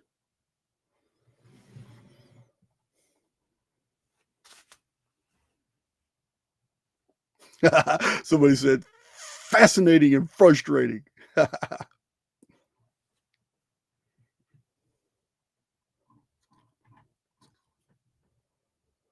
Yeah, the Zodiac video come out real quick. He'll be with us. He'll be back quick, guys. Oh, he's already back. Excuse me for just a moment. I don't want to preempt you and I don't want to overtalk you, but I have one simple question. Sure. Regardless of whatever happened in the past, the disputes about precession, Thuban, the pole star, where the fuck is it right now that you can go out and see where it is right now? Where is it? Where is the vernal point? In the sky. Where's the vernal equinox? I can't tell where you. Is it in the sky? As a chronologist, my answer is March 21st. But you're talking about it. So on March 20, we're on the same track. So on March 21st, if you go out, say at noon, and you look up at the sky, you see the sun. Now, of course, you cannot see the night sky behind it, but suppose that you had a lens that you could look through and it made the sun just a white spot, and then you could see where the sun is in the background of the constellations of the ecliptic zodiac. Where is it? Where is the... I'm not an astrologer. You know that, right? Yeah, I'm just saying. It's something that we can observe now, regardless of all the disputes and calendric changes. It's something that you can go out and verify right now by seeing where it is. Okay, I agree with that. Yeah, I agree with that. So has it deviated at all since Ptolemy? Yeah, it's moved at about 72 at 1 degree every 72 years. I pointed at 71.632 years is the interval I've used, and you can track it moving through Yeah, Sir Isaac Newton, he just guesstimated at 72 degrees. I did read that it's like 71.8, 71.9, something like that.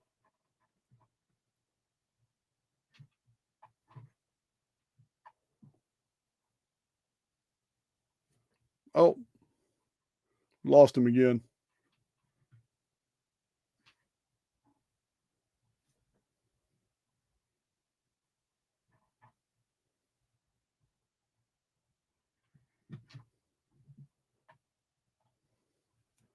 He'll be back.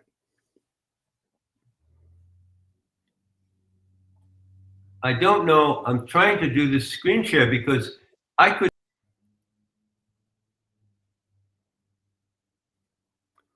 I need to ask him if he's multicasting, if he's casting on his channel too. I've never done that. I don't even know how to do it, guys. I do not know how to cast on multiple channels. I've never even looked into it. Okay. Yeah, I don't know what to say. I wish I could show you exactly where it is because it's so easy. You don't have to, all of the background information and the studies of ancient astronomy are important. But how is that relevant if you can't go out now and look at the sky and see what you're actually seeing? I mean, hey, so this is you're tapping into one of my arguments though about the difference between lunar and solar astrology. Lunar astrology has great utility. It's by direct observation. You can see the moon pass through the constellations and their juxtaposition to Jupiter or whatever planet you're monitoring in the sky at that time, and you can see the moon pass through these signs. Solar, and it's not just my opinion. I'm going to cite these guys that are talking about it. Wasn't about observation. It was about prediction because you can't even see where the sun is in the sky in juxtaposition to the signs. Solar astrology totally changed everything. And this is my point. It does not have the high antiquity of lunar zodiacs. And like you mentioned the Dendera Zodiac, and what's really profound to me is the archaeologists in Egypt said that what the Dendera Zodiac sight lines on there indicate a construction date, a final construction date for the temple. I think we lost him. Damn it.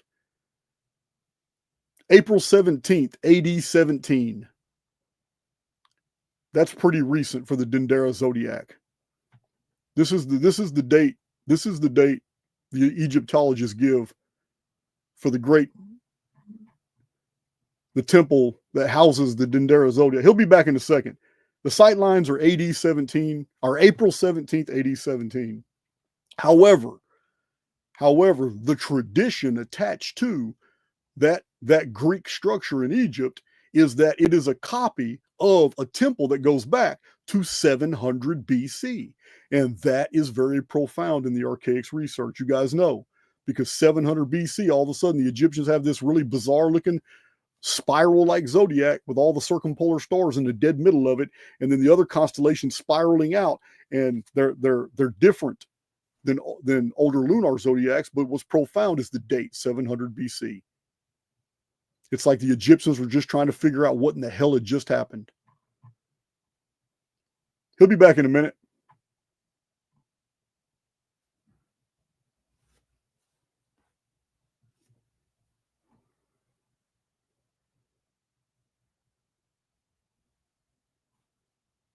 He'll be back. My next video with John, we'll probably just pre-record it because we'll be able to share and there'll be no Wi-Fi issues.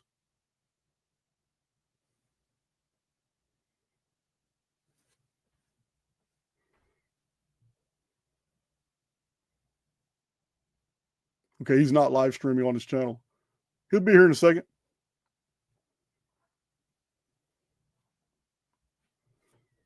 I'm always patient. I'm not in a rush for anything.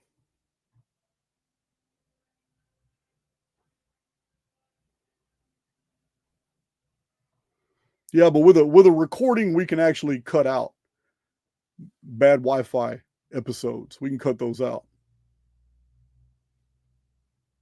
I know Restream allows you to broadcast. I saw the option. Billy, what is that? Billy Freitas. I just never used it. I've never multi-streamed before. Never did that. We're just waiting for a John Lamb Lash to return. You guys know he's in the middle of Spain, nowhere.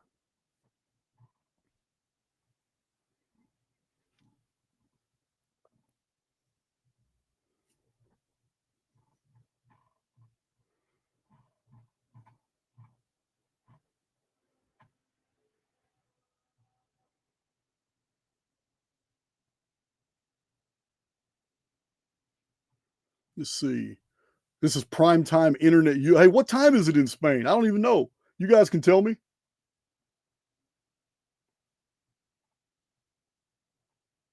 He should be back in a minute. I hope he didn't get pissed off. Just you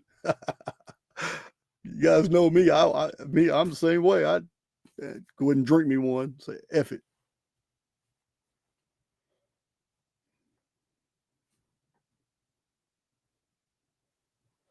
So his book, he goes in his book talking about archonic deceit. The archon, the type of deception the archons employ is to get their very victims to agree to the abuse. Isn't that interesting? Who does that remind you of? But John wrote that in his book. The archonic deception, these are the deceivers, the archons, and they literally get you to agree to the abuse, like a darkly spiritual Stockholm syndrome. He mentions that about the archons on page 298. Oh, he's back on page 298 of his book. I see you're going through it, John. Well, it's really, I have to say it's exasperating because I've been looking forward to this, not only because it's going to be brilliant and entertaining that we compare our views and our studies, but just imagine what the viewers are going to get from these comparisons that we're making. They're going to learn so much. And it's really unfortunate that StreamYard will not sustain our conversation for whatever reasons. You know, it's driving me crazy. I mean, with all due respect, I want to invite you to, you and I do a Zoom recorded, pre-recorded Zoom where we can look at these things coherently. Absolutely. This is, I'm all for it. Okay, good. I'm all for it. I don't know, you know, I can talk for 3 minutes and then it's over, you know.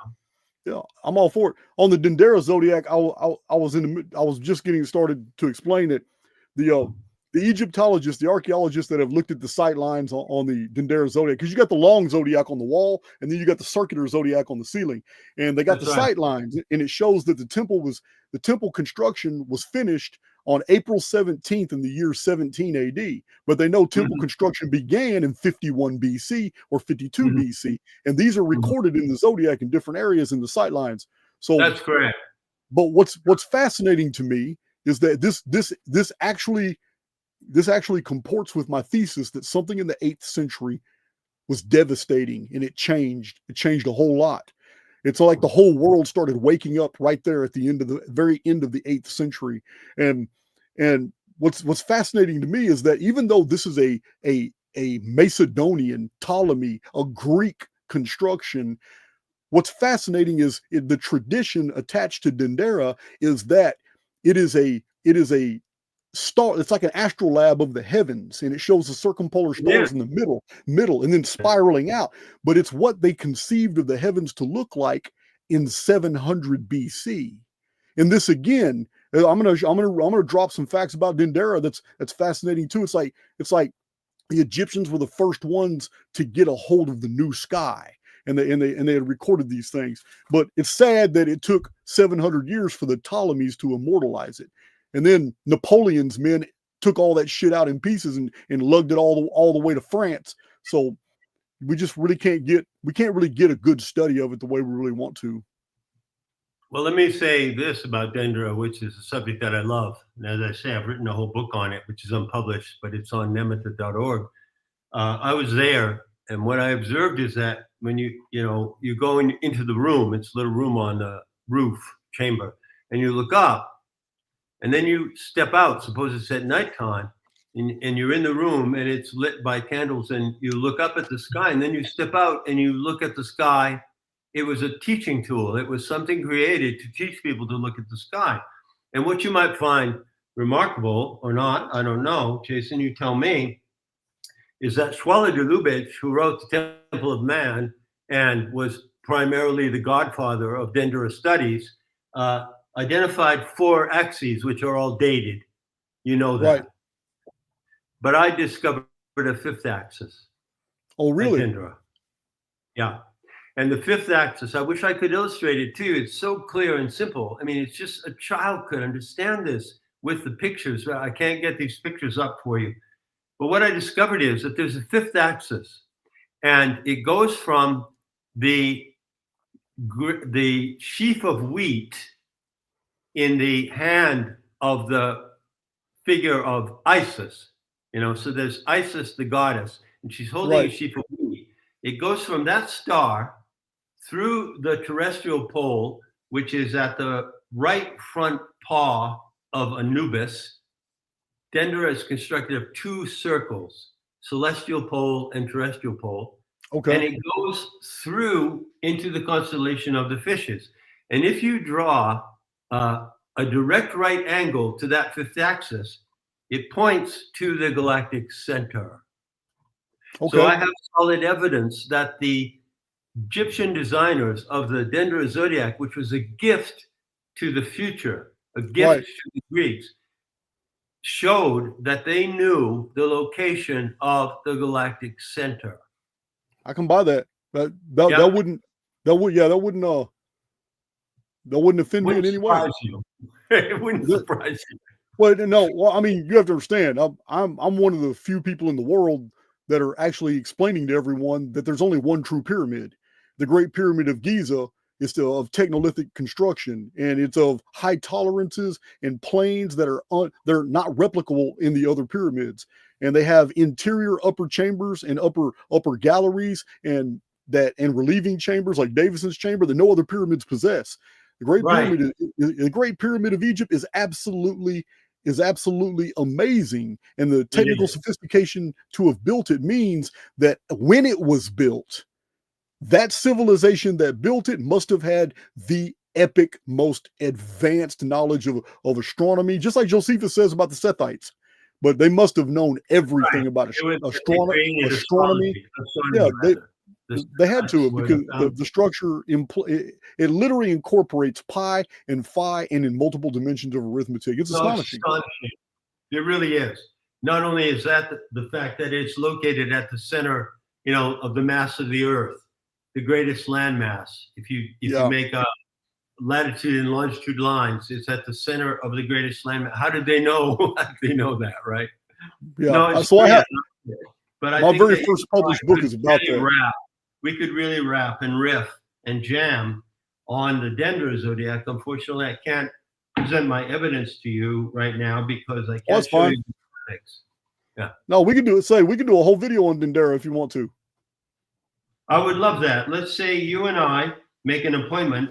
And as I've said, when I use Zoom and do Zoom conferences and record them, I don't have this interruption. Apparently, Zoom doesn't require as much feed as StreamYard does. That's why you keep losing me. I'm in the back fields of fairyland between Portugal and France and out there with the cows.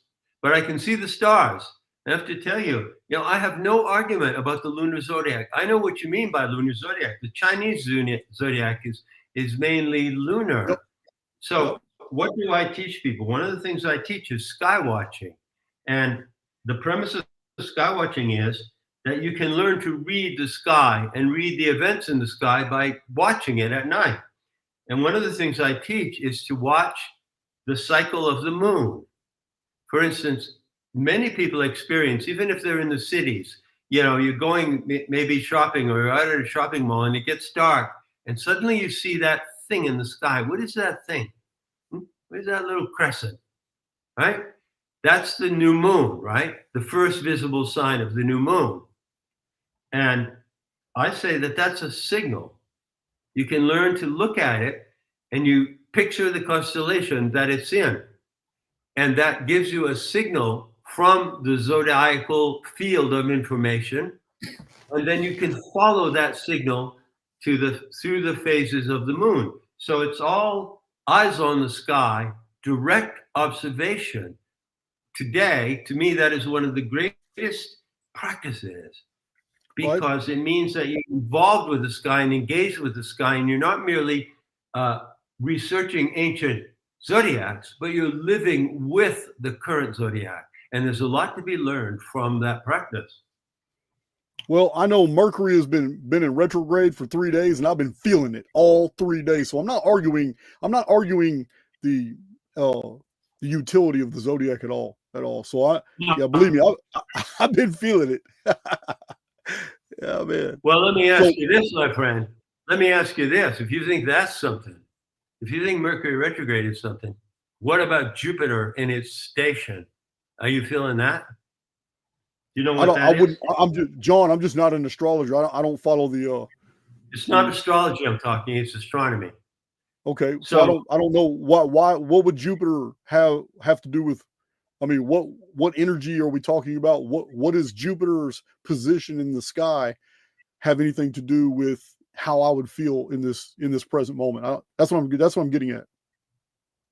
Absolutely, it has a lot to do with it. There are cycles. May I explain, or I'm not going to lay some trip on you. I'm just going to tell you about the data. Yeah, tell me about Jupiter, because this is new to me. All I know is Mercury retrograde F's me up all the time. Our talk right now is remarkable because it's happening at a moment that only happens once every year. And that is the moment when the planet Jupiter is in what it's called its station. Now, the planets, Mars and Jupiter and Saturn, let's just concentrate on Jupiter. They are like, imagine the planets that are in racetrack circles. And the smaller circles are Mars, Earth, and so on. And the larger circles are Jupiter. So the Earth is in a racetrack, it's in an orbit, and it's going faster than Jupiter. And the orbit of Jupiter, after Mars, is a larger orbit, and it's going slower. And so what happens once every year, and it's happening right now, at the moment of our conversation, is that the Earth starts to catch up with Jupiter and go past it. And when that happens, it's exactly like what happens on the freeway. When you pass a car, it appears that the car drops back against the landscape.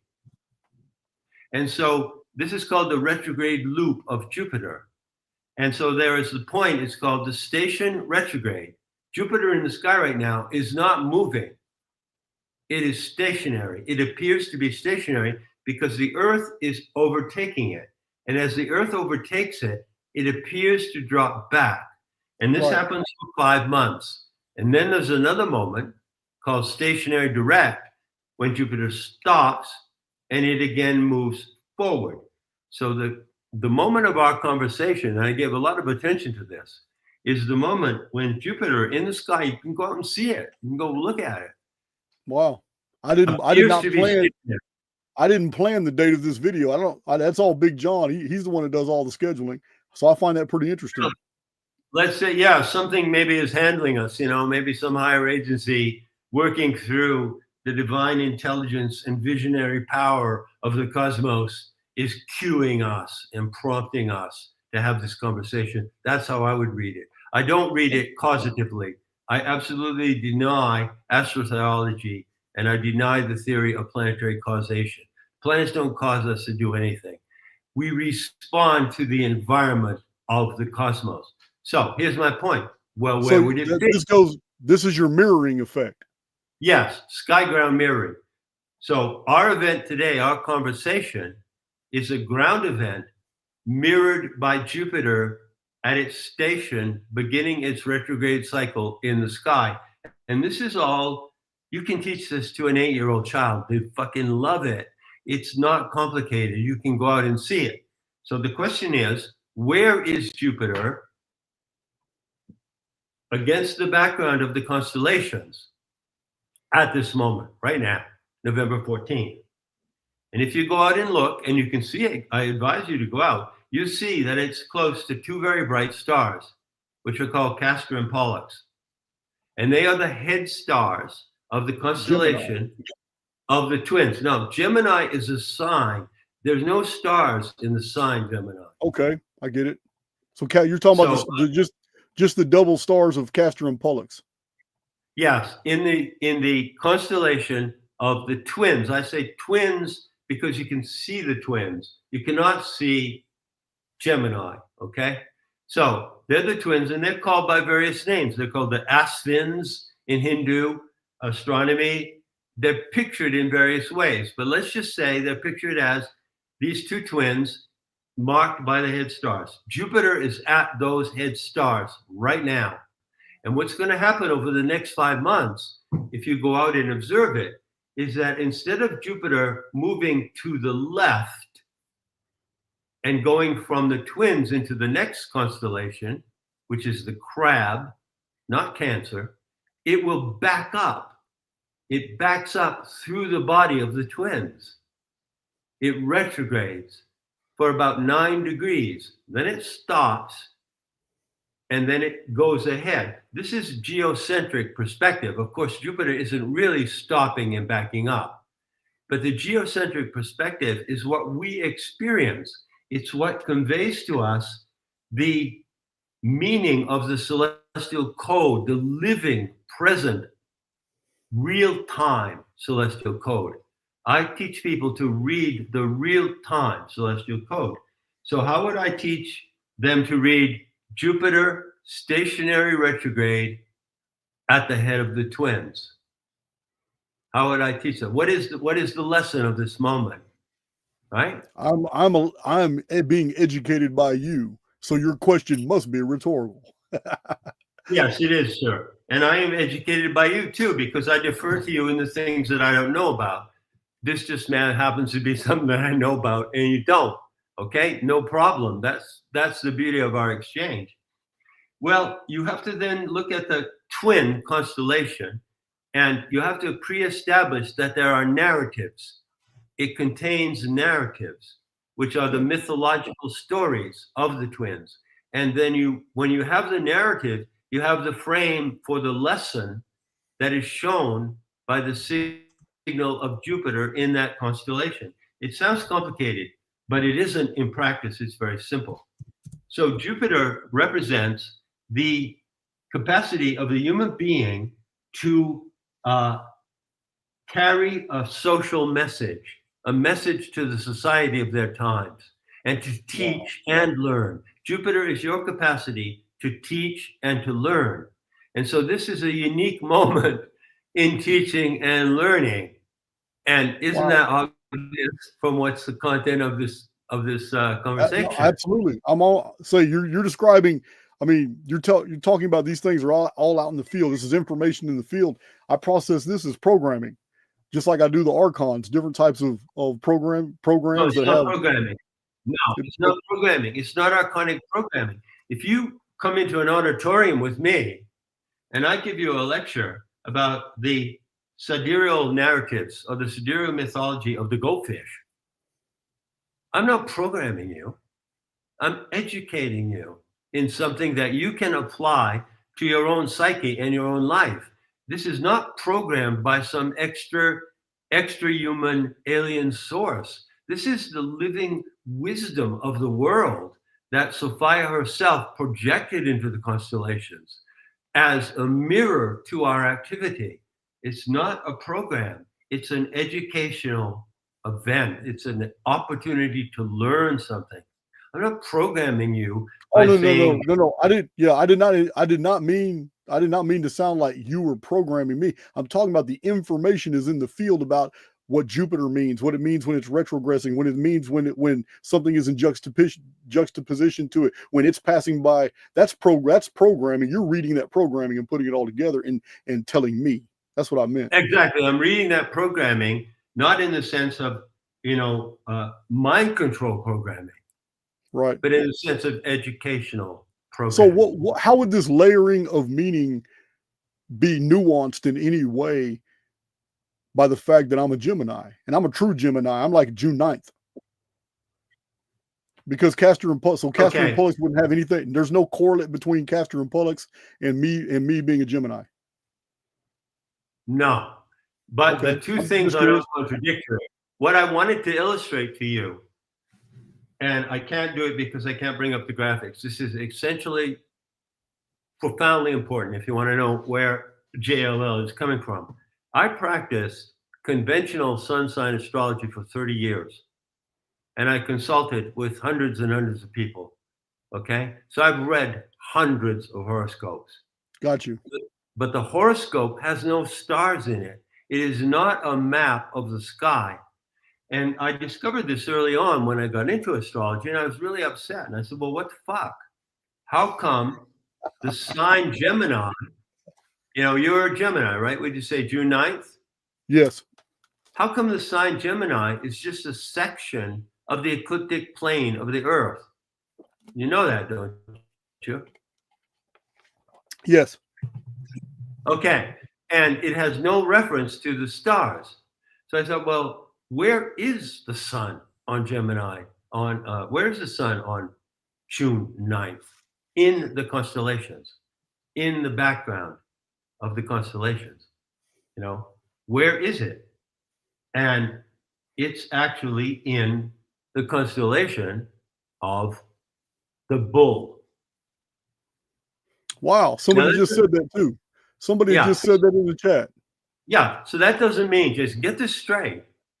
I practice both starbase, which is a stellar sky, real sky system, and astrology. You're still a Gemini. You still have the psychological. Uh-oh, might have lost him.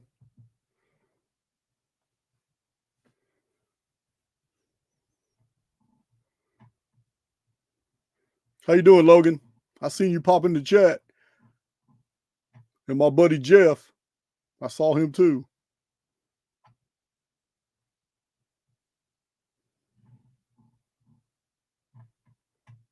John will pop back in.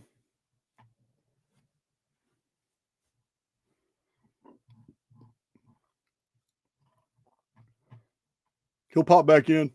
I'm getting the business, guys.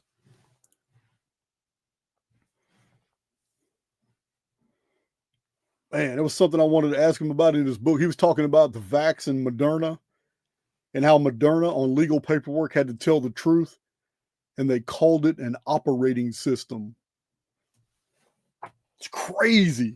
They paid $305. He was going off on the pharmaceutical company Moderna. He said, Moderna calls it an operating system rather than a vax. And then he says, direct quote, when the authorities have to resort to being that honest, something deeply insidious must be in the works. Man, look at this. We'll wait for him to come back. Look at this, guys. I went through this book. You wouldn't believe all the stuff I pull out of this book. It's great. It's good. He's back. Hold on. He's back. Key point, and I'm really glad I had a segment there when I can talk. So just let me finesse it for you. Sure. Yeah. You're a Gemini, your rising sign, the moon, all of that in astrology. It's great. I can profile you psychologically in a New York minute using astrology. However, there's another format. And the sun on the 9th of June is actually between the horns of the bull. So the constellation of the bull is this massive figure, the head of the bull, and these two long horns, which actually extend into the Milky Way. And so there's the head of the bull, and then there are the horns. And the sun, when you were born, was not at the head of the bull, but it was between the horns of the bull. So what does this say about you? Well, it's a different kind of narrative. It's a mythopoetic narrative about what your life is really about. Not what your psychology is, Jason, but what your biography is, what your life narrative is. What is your life narrative? So when you put the planets in the actual zodiac that you can see, you get a system of reading the life narrative of a person instead of the psychology of a person. And that is what is called celestics. Okay. I recognize the distinction. That's very interesting. Yeah, it is. Yeah. For instance, in my case, let me use an example. one of the things, I made many innovations. I did astrology, but I also changed it a lot because I hated it. And I thought it was stupid and dumb. And I changed everything. I changed the symbols. I changed the houses, And one of the things I did when I practiced astrology was that I added the earth. Because a client would come in and they said, oh, I'm a Gemini, I'm a Scorpio. And, I've got Venus in this and I've got the moon in Pisces, and tell me about it. And I said, hold on a second, hold your horses. Where's the earth when you were born? Don't you think that's important? After all, if there's any planet that influences us, which one would it be? Yeah. The one we're living, right? And so I put the earth in. So when you look at my manifold, it's called a manifold. I wish I could show it to you. A manifold is different than an astrological horoscope. And the manifold shows the actual positions of all the planets, the moon and the sun, projected into the zodiac of 16 constellations. Okay? And so in my case, when I was born, the earth was in the eye of the bull. So you have the sun between the horns of the bull, but I also have planets in the bull. The bull is a very big constellation. It's more than, it's more than 30 degrees long. Some of these constellations, like the constellation of the Virgin, is 45 degrees long. So the constellations are not even like the 12 zodiacal signs. So here we're touching on something that I'm very happy we were able to get to, despite all of our interruptions, because it's really from the heart of what I have to teach. It's the system of celestics. And I wanted to use this conversation to introduce this to you and to show you, give you a tour. It's a whole new platform I created. 50 years of work went into this, but I can't show you because I can't screen share. Shoot, it sounds like a whole nother video. Well, there's lots of things that we could talk about. And again, we agreed, we're not here to argue. I will not refute you on anything.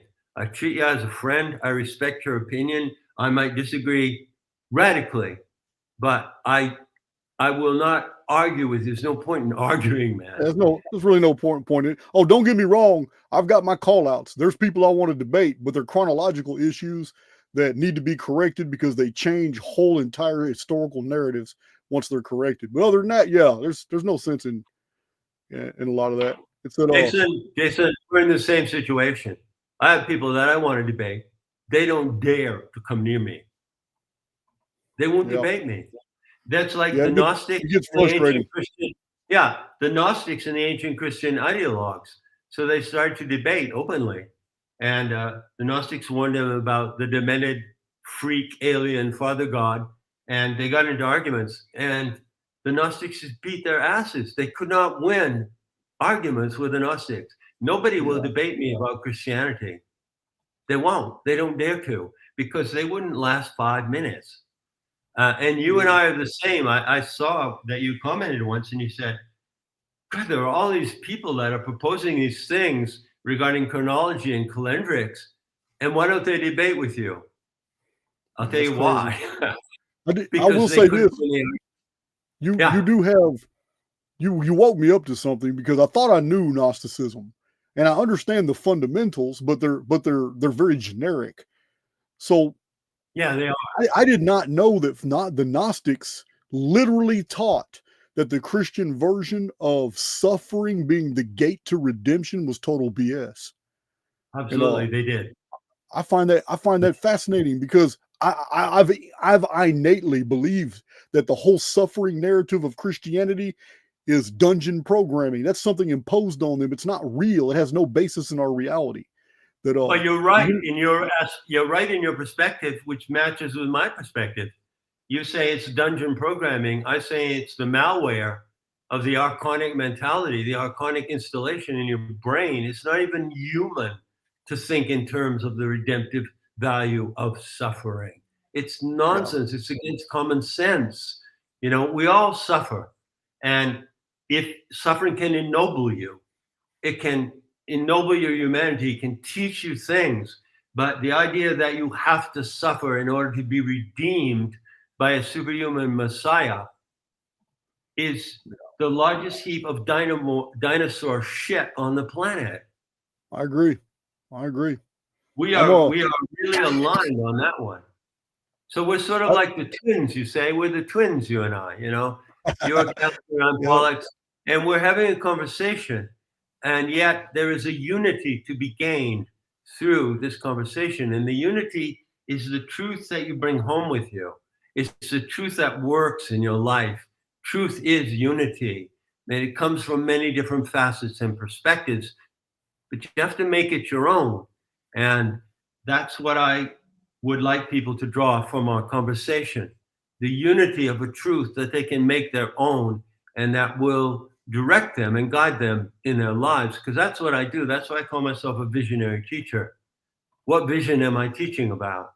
I'm teaching about your vision, how you envision your life and how to envision it in the best possible way. And that is what this new method, I call it forensic astronomy. It's not astrology. Okay. That's what this new method does. And maybe we could have a conversation about that. Or who knows? We could have a conversation about a lot of things. No doubt. No doubt. I saw this. Go ahead. I can't go away without asking you this question. I'm confused. I'm not certain if I understand you, but it seems to be that you're saying that this dungeon world or this prison planet matrix, whatever you want to call it, is a construct that we're in, a false construct, and that it's projected from somewhere. And did you use the word custodians? Yes. Well, yes, you know, that goes back. There wouldn't be much difference between archons and custodians. Gotcha, man. On the right page. So it goes back to me to a book that was a big chatter in the late 70s and early 80s called The Gods of Eden. William Bramley.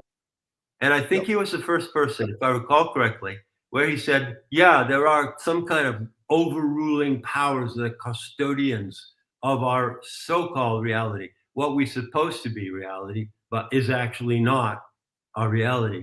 So I wanted to ask you, who are the custodians in your... Well, this is where you and I will branch off a little bit, because when I am of the opinion that on the outside of the construct, we have more humans just like us, and they're monitoring events that are happening inside the construct and what's going on. And this is where my theory goes to, that we're living in this base reality, but we're looking up into a false version of the heavens.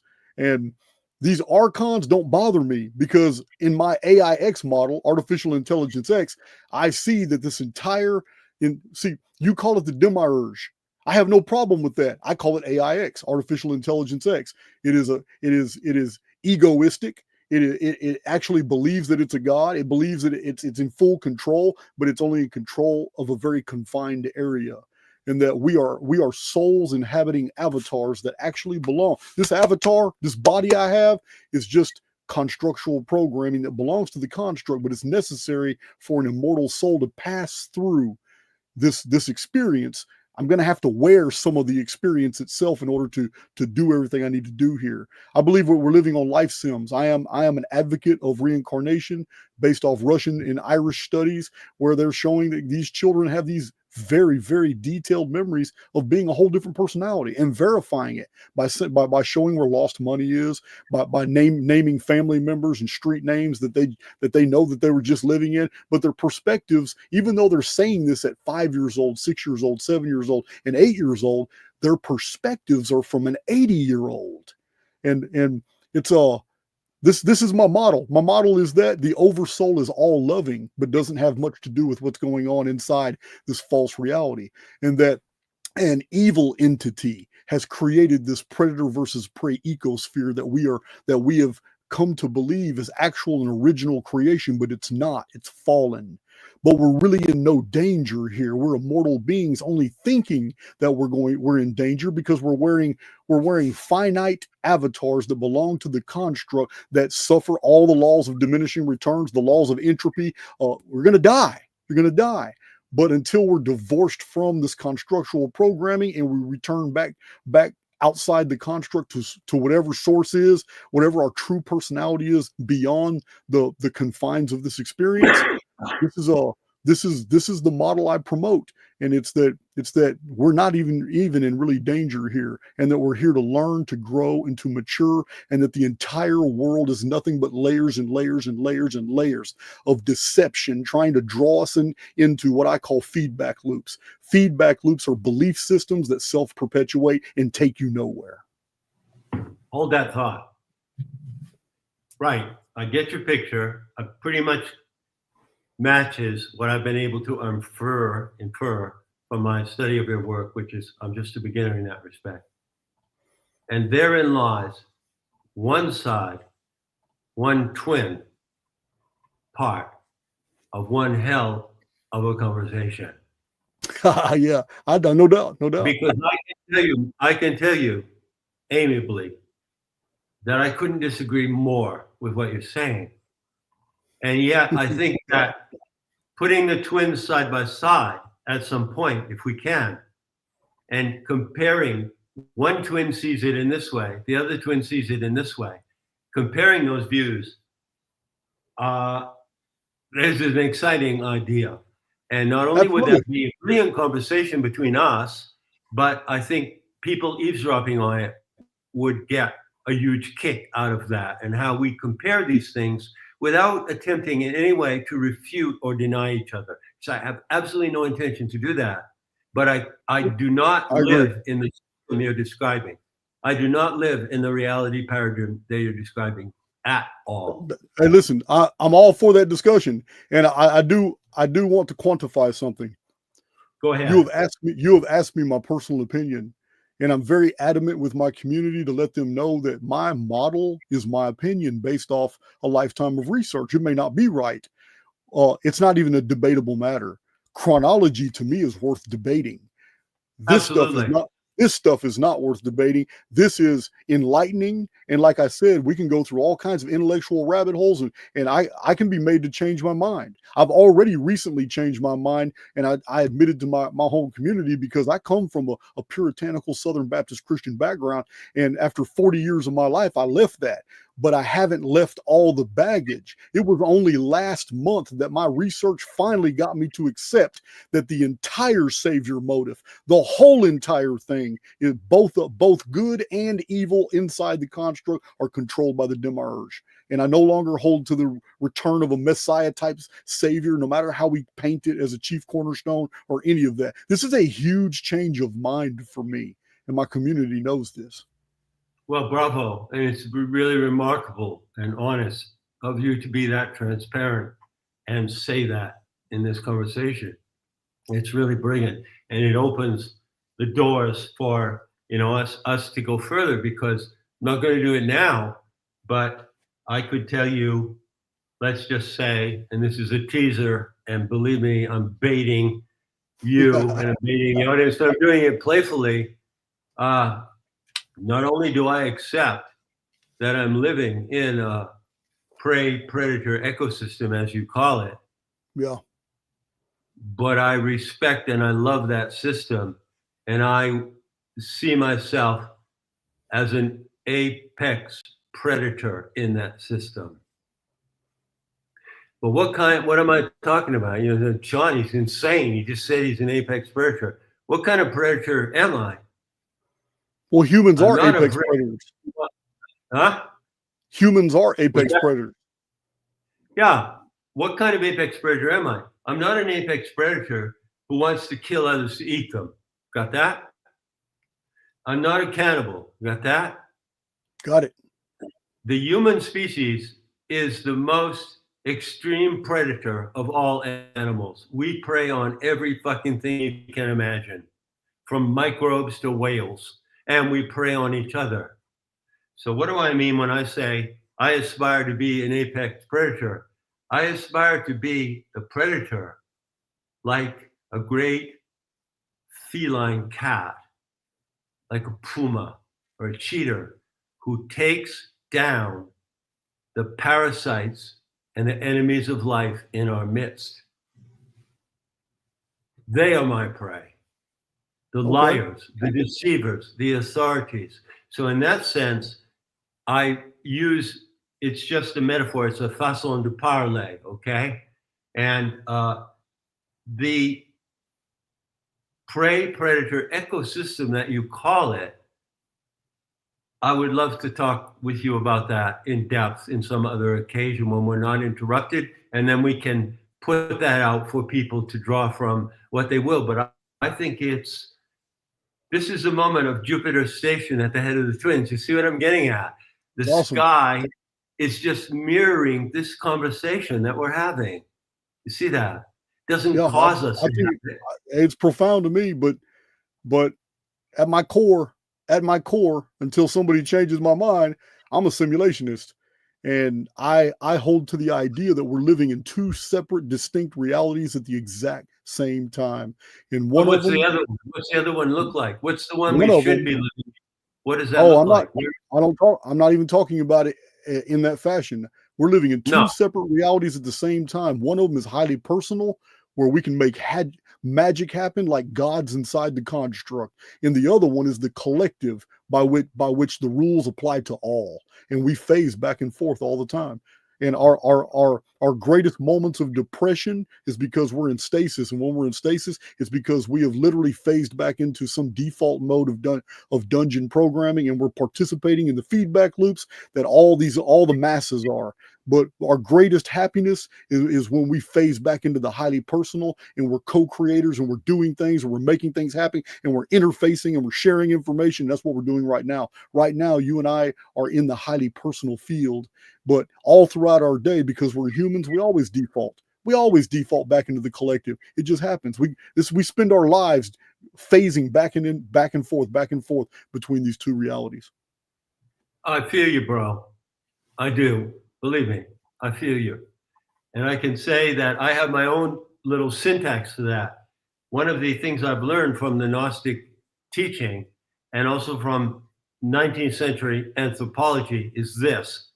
In 19th century anthropology, they made a distinction between what they call the sacred and the profane. Right. You can call it the sacred and the mundane. So the sacred is one realm of experience. Okay?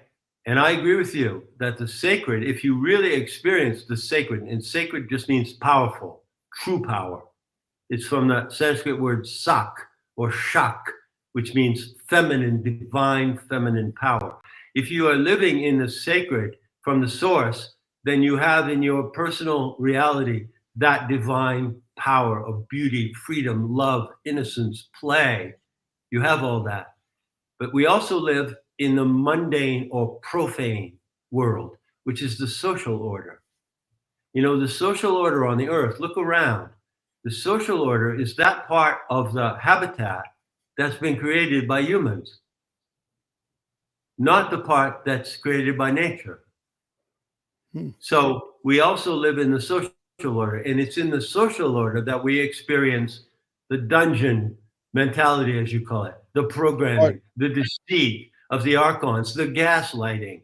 That's in the social order, not in the sacred order. So that's sort of my paraphrase, mirroring, you know, one twin to another. Twins are having a conversation, right? That's my paraphrase of what you just said. Absolutely. I can take my terms and apply them to your definitions that you just gave me right now, and I wouldn't have a single problem with it. Well, this is a great moment, and for me, I don't do very many interviews. You know, I rarely get a request for an interview, and I want to thank you, by the way, because this is the first request I've had. I prefer to call it a conversation. Well, you're a popular guy. People have been mentioning you for a year, but yeah, we've been scheduling a lot of people, and I'm the reason you weren't you weren't invited as fast as you could have been, because I have a habit, John. I want to read at least one book. If anybody is an author, I gotta read one book before I invite them to my channel. Of course. No problem. Everything, the timing is great. I mean, like I say, the Jupiter retrograde station. Remember, there's a moment when it turns retrograde, it's stationary, and the moment when it turns direct station, that's in March. And you can expect some big events to happen at that time, not because they're programmed by the planetary events, but because those planetary events are simply signaling what's happening in our collective psyche. Right. And there's a huge breakthrough on the way, huge breakthrough. So this is a rare moment, once a year, and here we are. And I would like to propose, I don't know how it would unfold, but you and I can have conversations and about whatever topics that we choose. And I would really enjoy it. As I wanted to say at the beginning, I apologize for misspelling your name, as Brash, but I said, like, you are brash. You're a brash guy. I'm a lash guy. Yeah. Yep. So when they listen to you, they get the brash delivery. I get it. And when they listen to me, they get the lash delivery, right? And somehow those two things are good. They're good. Both of those things are necessary to bitch slap the dumbass zombies of this world into an awakening.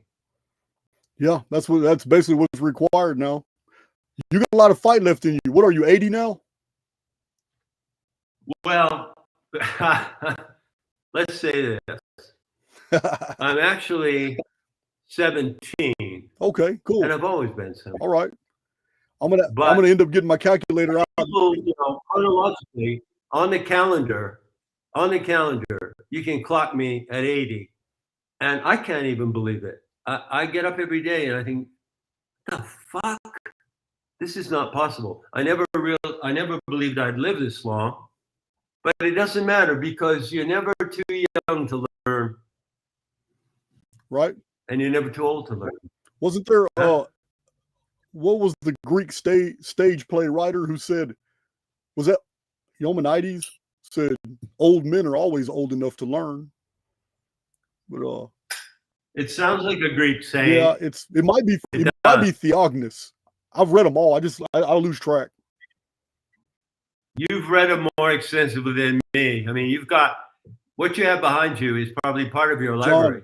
There are only 10 books in this room. People come to my there are only 10 people books come to my property regularly. In my room. I have a whole different building full of old books. This is just my studio library. I figured. Well, I have 4,700 books in 23 different categories. Yeah. And they're all in storage in Virginia, and files. I have tons of files and books of my research. And so that's our background. It's wonderful that people can come and access your books and use them. That's not the case with mine. I don't have a home for my library yet. It's sitting in Virginia. Right. Well, it's been a great chat. It's a great chat. And I'm going to have Big John email you to get whatever your scheduling is. Listen, next 2 weeks, whenever it's convenient for you, we can do some dialogues. That's great.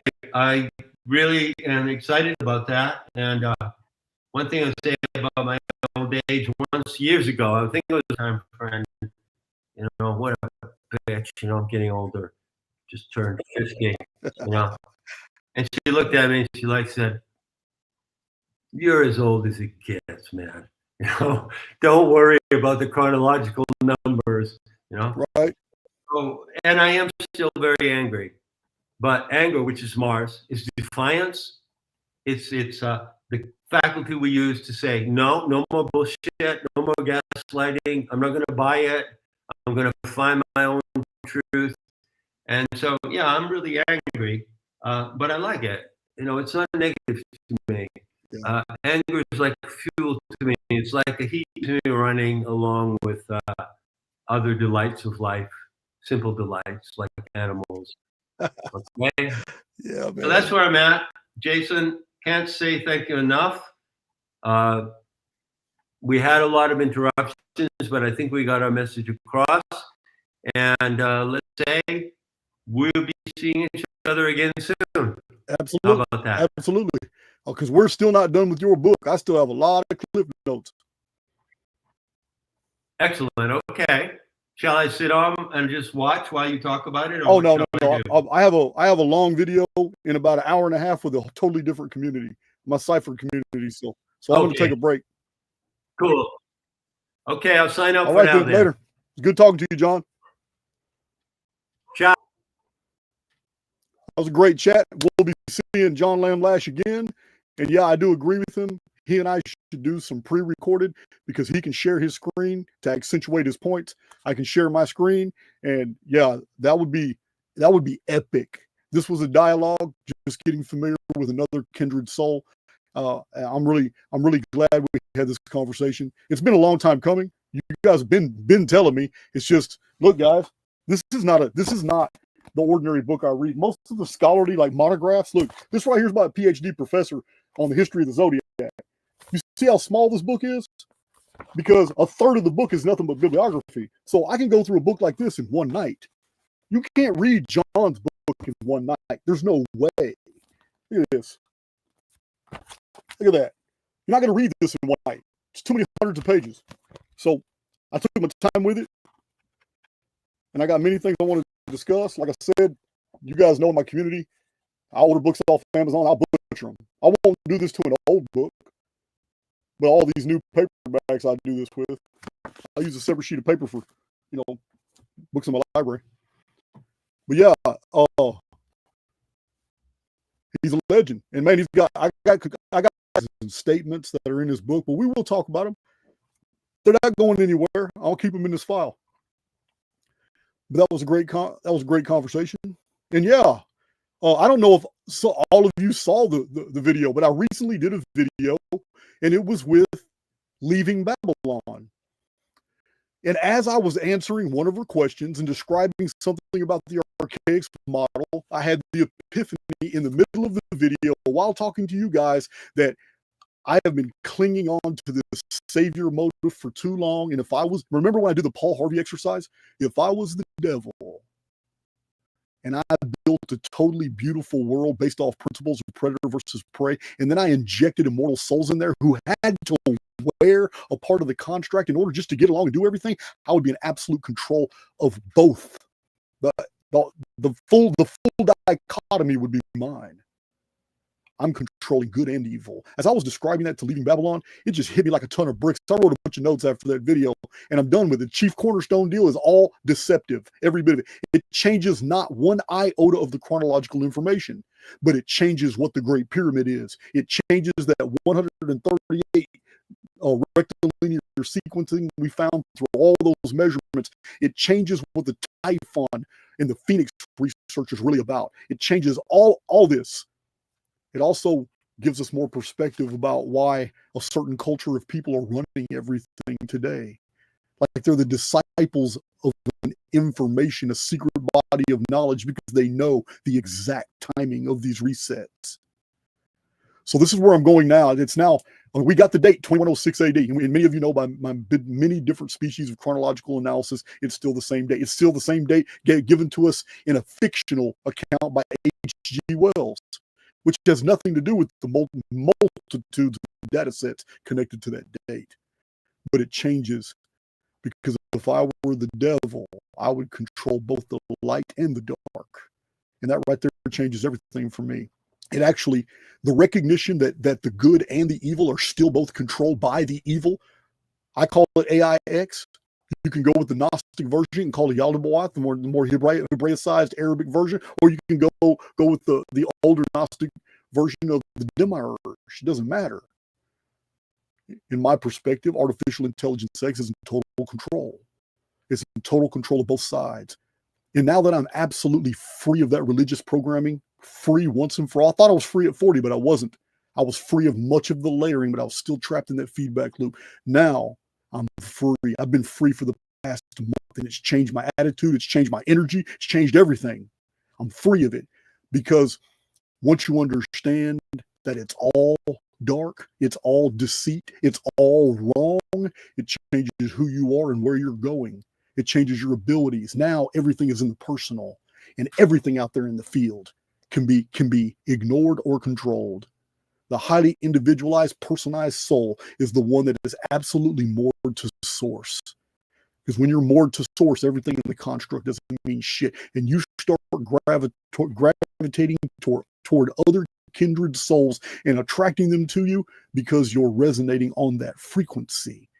Yeah, I dumped that baggage like a bad habit last month, and I have been coasting ever since. I love you guys, but that's my video. I got about a 3-hour video I got to do with the Cypher community next, so I need about an hour and a half break. But I love you guys, and I'm going to go ahead and hit this outro and see you later. And we will be inviting John Lamb Lash back to the channel to do some deep dives, deep discussions. Hey, listen, anybody can educate me. I have no problem with it at all. So let's see here. Video file. And I will see you guys later.